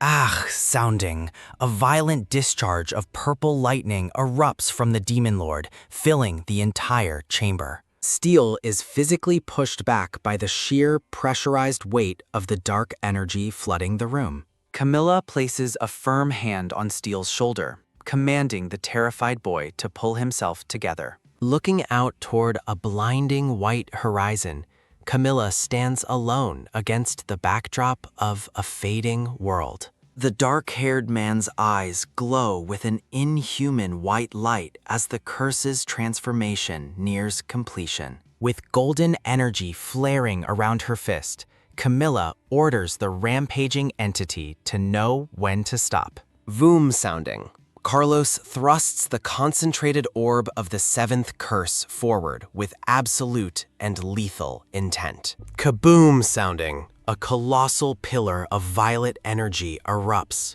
clashing with an opposing force in a massive blast. Arg sounding, the demon lord screams as the immense power of Indra overflows, threatening to consume him. Voom sounding, Camilla's eyes flare with golden light as she exerts her full power to block the explosion. Boom sounding, a final, earth-shaking impact marks the collision of the two most powerful beings in the hall. Steel and his companion watch in utter disbelief, shocked that Camilla managed to block such a strike. Peering through the settling smoke, Steel calls out to check if his boss is still alive. Standing amidst the shattered stone, the white-haired woman turns back to assure him she is perfectly fine. Steel's face lights up with pure excitement as he asks if she is truly the legendary nemesis. From the darkness, the boss instructs Steel and Camilla to head the other way and retrieve Namgung Joseph.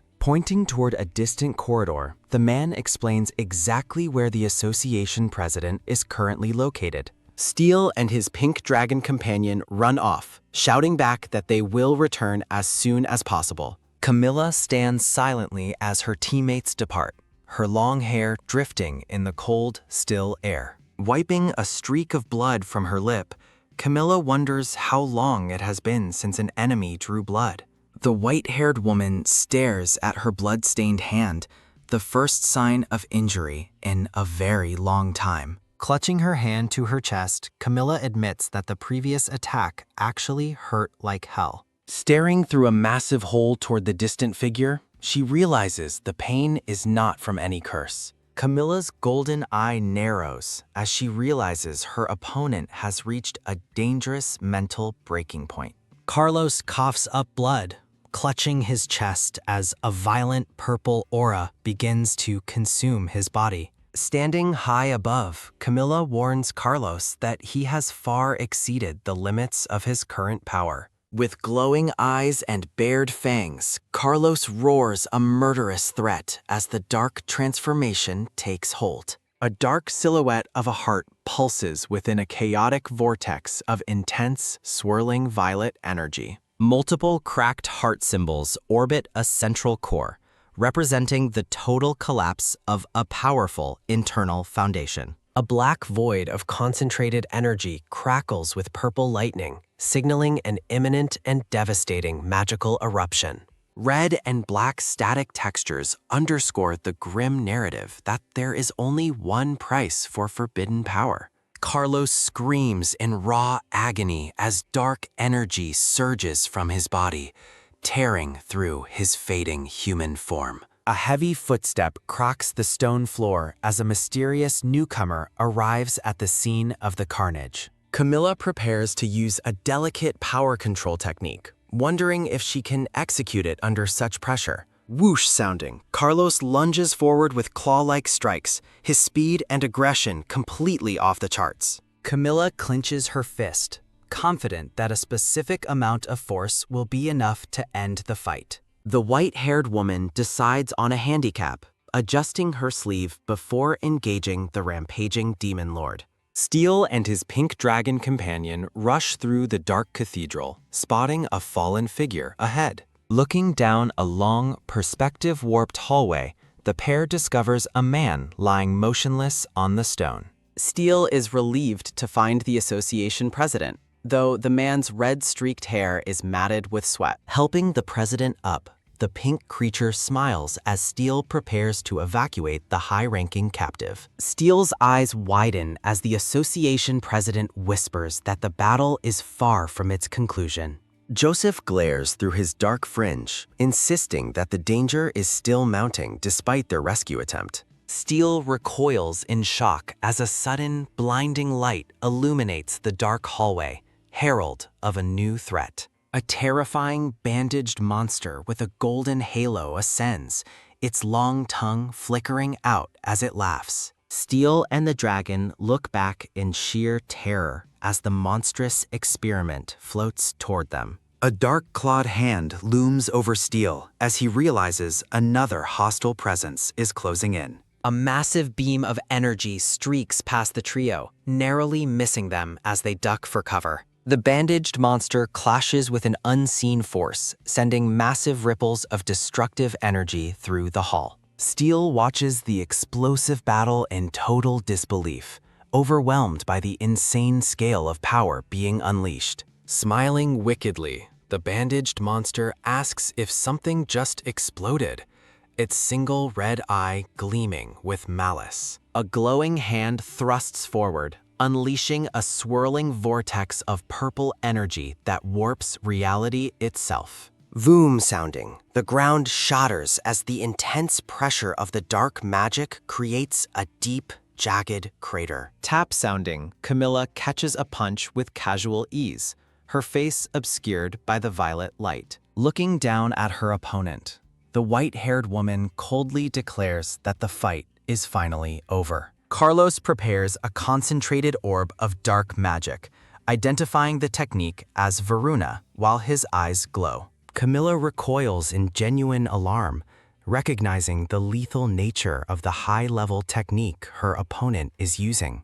A massive purple wave of energy crashes down, completely submerging the stone floor in a magical sea. From a distance, the cathedral hall is filled with an ocean of violet power as the attack lands. Camilla plunges into the dark purple depths, her body sinking as the magical wave crushes her down. Sinking underwater, the white-haired woman reflects on the troublesome nature of the technique hitting her once again. A high-density magic wave exerts immense crushing force, meant to punish any who try to resist. Camilla's eyes widen in realization as she remembers a specific piece of gear that might save her. Noticing her glowing green wristband, the woman realizes the magical artifact can actually turn the tide. Carlos continues to direct the purple storm, his fingers pointed toward the heart of the magical explosion. Startled by a sudden change in the air, Carlos' eyes widen as he senses something pulling back. Clang sounding.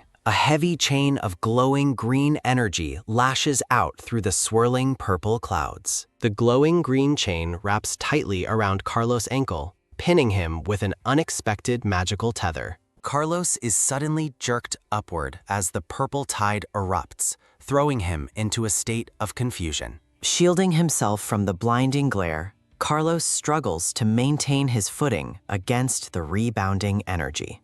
Camilla pulls the chain tight, commanding the demon lord to snap out of his destructive, mindless trance. Spectral shadows of the past swirl around Carlos, begging him to embrace their shared grudge and hatred.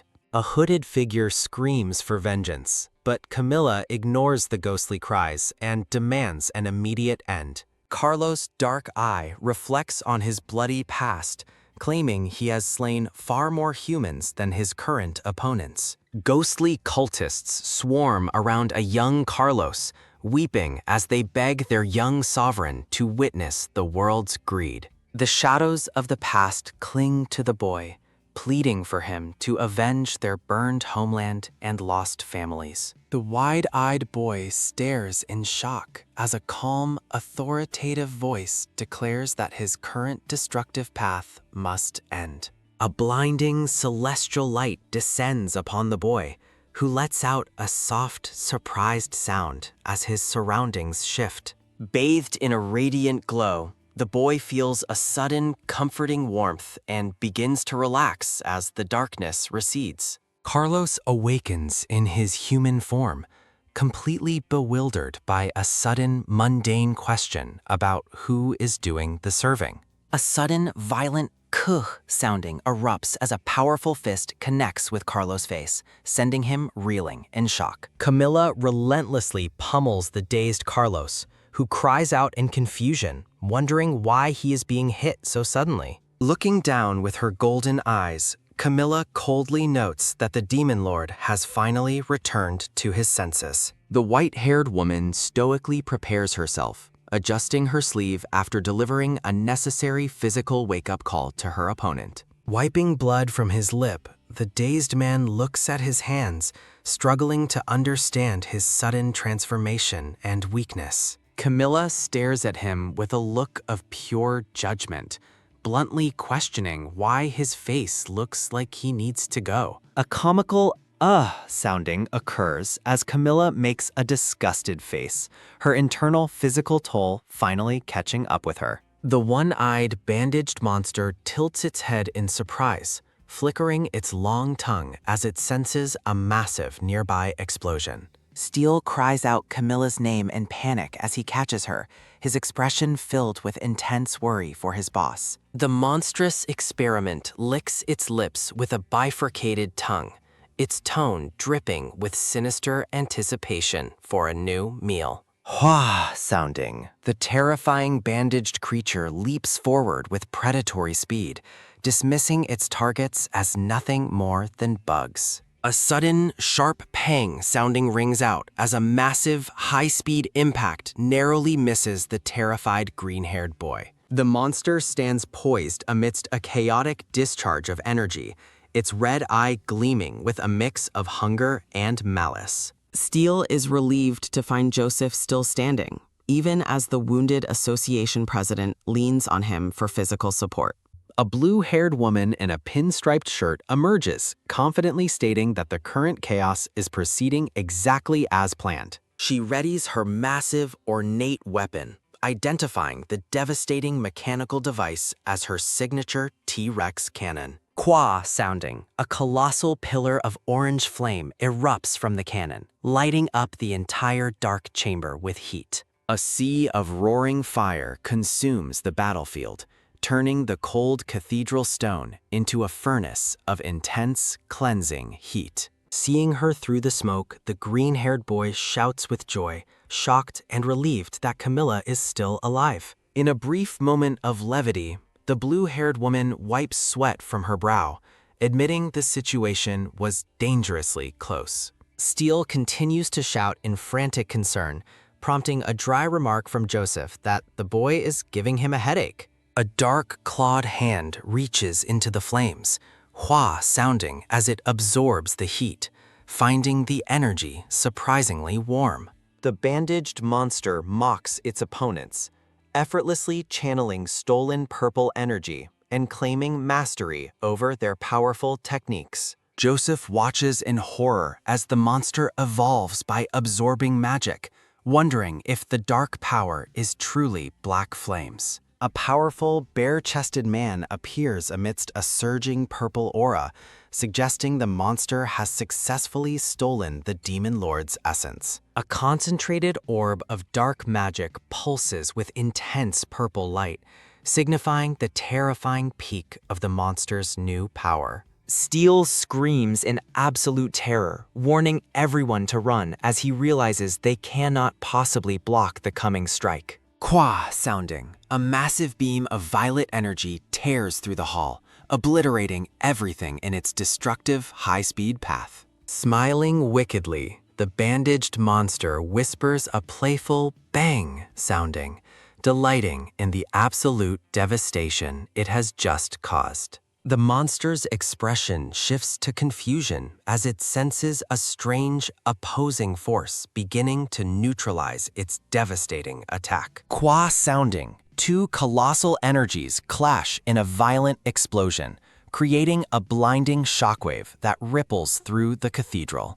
Joseph's eyes widen in shock as his body begins to glow with a pure white light, signaling an unexpected awakening. Hua sounding, a mysterious barrier of light protects the group as they turn to face a new divine presence. The dark-haired man stares in disbelief, his voice trembling as he recognizes a familiar tone from his distant past. Looking up, the group beholds a giant figure in majestic white and gold robes, radiating an aura of absolute authority. A young girl with bright blue hair smiles joyfully, her expression a stark contrast to the surrounding scenes of carnage. A solemn statue depicts a spearman kneeling in prayer, a reminder of those who sacrificed everything for their beliefs.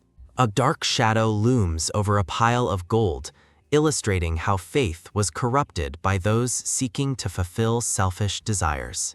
Two researchers look into a cold stone cell where a young, blue-haired girl is kept in heavy metal chains. The girl's eyes reflect a deep, haunting sadness as she listens to her captors discuss her imminent and cruel disposal. A detailed anatomical diagram illustrates a man in sunglasses, representing the cold, scientific precision of the dark experiments. Creak-ack sounding, the girl looks up with hollow eyes as her cell door opens, wondering if she finally gets to leave. Standing before a magnificent stained glass window, the silhouette of a young woman holding a massive hammer radiates divine power. Blood stains the floor where fallen figures lie, a grim testament to the absolute brutality of the battle. Smiling serenely, the blue-haired woman begins to speak, her calm demeanor clashing with the carnage surrounding her. The bandaged monster stammers in disbelief, its single red eye wide with shock at the woman's impossible persistence. Looking back with glowing eyes, the blue-haired woman radiates a divine intensity as the sunset blazes behind her. A sharp pajijik sounding rings out as a crackling discharge of white energy shatters the surrounding magical pressure. Screaming for her death, the bandaged monster lunges forward as a violent pa-ack sounding explosion of force erupts. A jagged streak of dark energy slashes through the air, carrying the full weight of the monster's murderous intent. Caught off guard by a sudden "two" sounding, the blue-haired woman stares ahead as the monster's lethal strike connects. Steele watches in total horror, screaming out in panic as he realizes the woman's body has been completely pierced. Gripping her massive hammer, the blue-haired woman questions if anyone but the Demon Lord could truly withstand such force. The bandaged monster pauses in contemplation,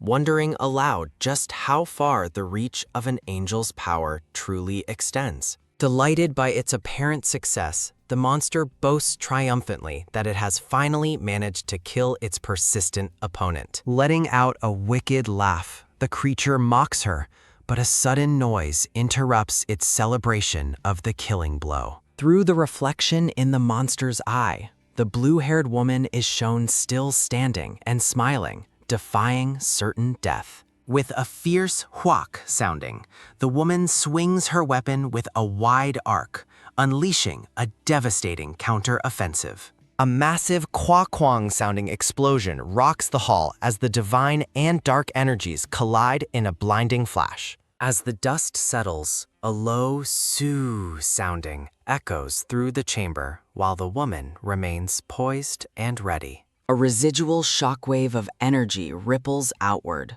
leaving trails of light as the intensity of the duel escalates. A sudden tub sounding signals the woman's advance, her focused gaze piercing through the shadows of the monster's magic. Launching a high-speed kick, the monster strikes with a pa-ak sounding that sends a shower of stone debris flying. Multiple kwa-kwang sounding blasts of purple energy erupt from the monster's palms, completely saturating the battlefield with dark power. The monster feels a sudden, confusing warmth as it is engulfed in pink flames, wondering how this power is possible. Dismissing the sensation, the bandaged monster claims the heat is insignificant, its red eye gleaming with arrogance and malice. The blue-haired woman retorts that the attack was merely lukewarm, her blue eye wide with a terrifyingly calm confidence. A sharp pop-jick sounding occurs as the monster's frustration boils over, its facial bandages tightening in a fit of rage. Releasing a surge of purple energy with a su-ook sounding, the monster prepares to unleash its ultimate destructive technique. A blinding bunjuk sounding flash illuminates the room as the opposing magical forces reach a volatile, explosive breaking point. The resulting pa-ang sounding impact creates a massive shockwave that tears through the cathedral, threatening to bring it down. Terrified civilians scramble for cover, shouting in panic to get the wounded to safety as the structure begins to crumble. Breathing heavily with a huck-huck sounding, the bandaged monster struggles to recover its strength after the massive energy output. Walking through the mist with a su-ru-rook sounding, the blue-haired woman approaches the exhausted monster with terrifying, effortless grace. She notes how strange it is that the monster won't die, her voice dripping with a cold, analytical curiosity. Enveloped in a brilliant blue aura, the woman asks if her opponent truly understands the nature of divine power. She explains that this power was a gift from a god, her hands glowing with the same celestial light. A diagram illustrates how divine power heals and protects, its effectiveness scaling dramatically based on the user's innate capacity. Looking up from the shadows, the monster sees the woman looming over it, her silhouette framed by an intimidating halo. Raising her glowing hammer, she declares her divine strength surpasses the combined power of the entire divine church. Laughing wildly, the woman reveals the cruel irony that her immense healing power is exactly why the monster won't die. A sudden ju-chum sounding occurs as the monster recoils in genuine terror, paralyzed by the realization of her overwhelming divinity. Steel stares at the spectacle in absolute disbelief, his voice a mere whisper as he marvels at her terrifying strength. Watching the debris fall, the green-haired boy reflects on the sheer viciousness of the clash unfolding before his eyes. Turning her attention away from the monster, the blue-haired woman addresses the group with a casual, chilling invitation. Her gaze falls on the dazed Carlos as she cheerfully asks if it is finally his turn to face her. Steele frantically shakes the dark-haired man, begging him to intervene since he was once an ally of the Pope. Carlos's eyes glow with a deadly light as he warns the boy to stop shaking him before he kills him. The dark-haired man continues his warning, his face shadowed by a cold fury that leaves Steel trembling in fear.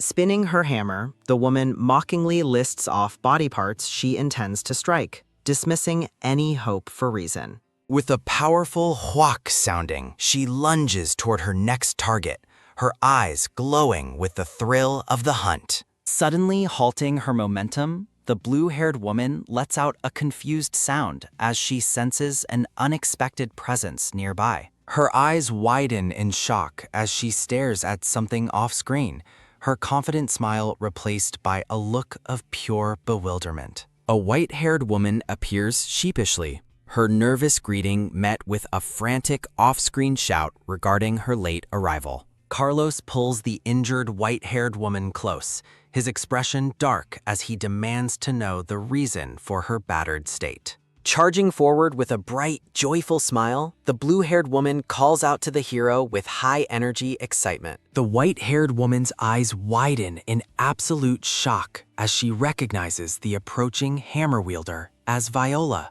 While Carlos remains on guard, the white-haired woman remarks that it has been quite a while since their last meeting. A massive, heavy hammer swings with violent force, its momentum creating a lethal blur as it cuts through the air. Grinning maliciously against a dark blood-red aura, Viola demands to know why they have chosen to stick by the hero's side.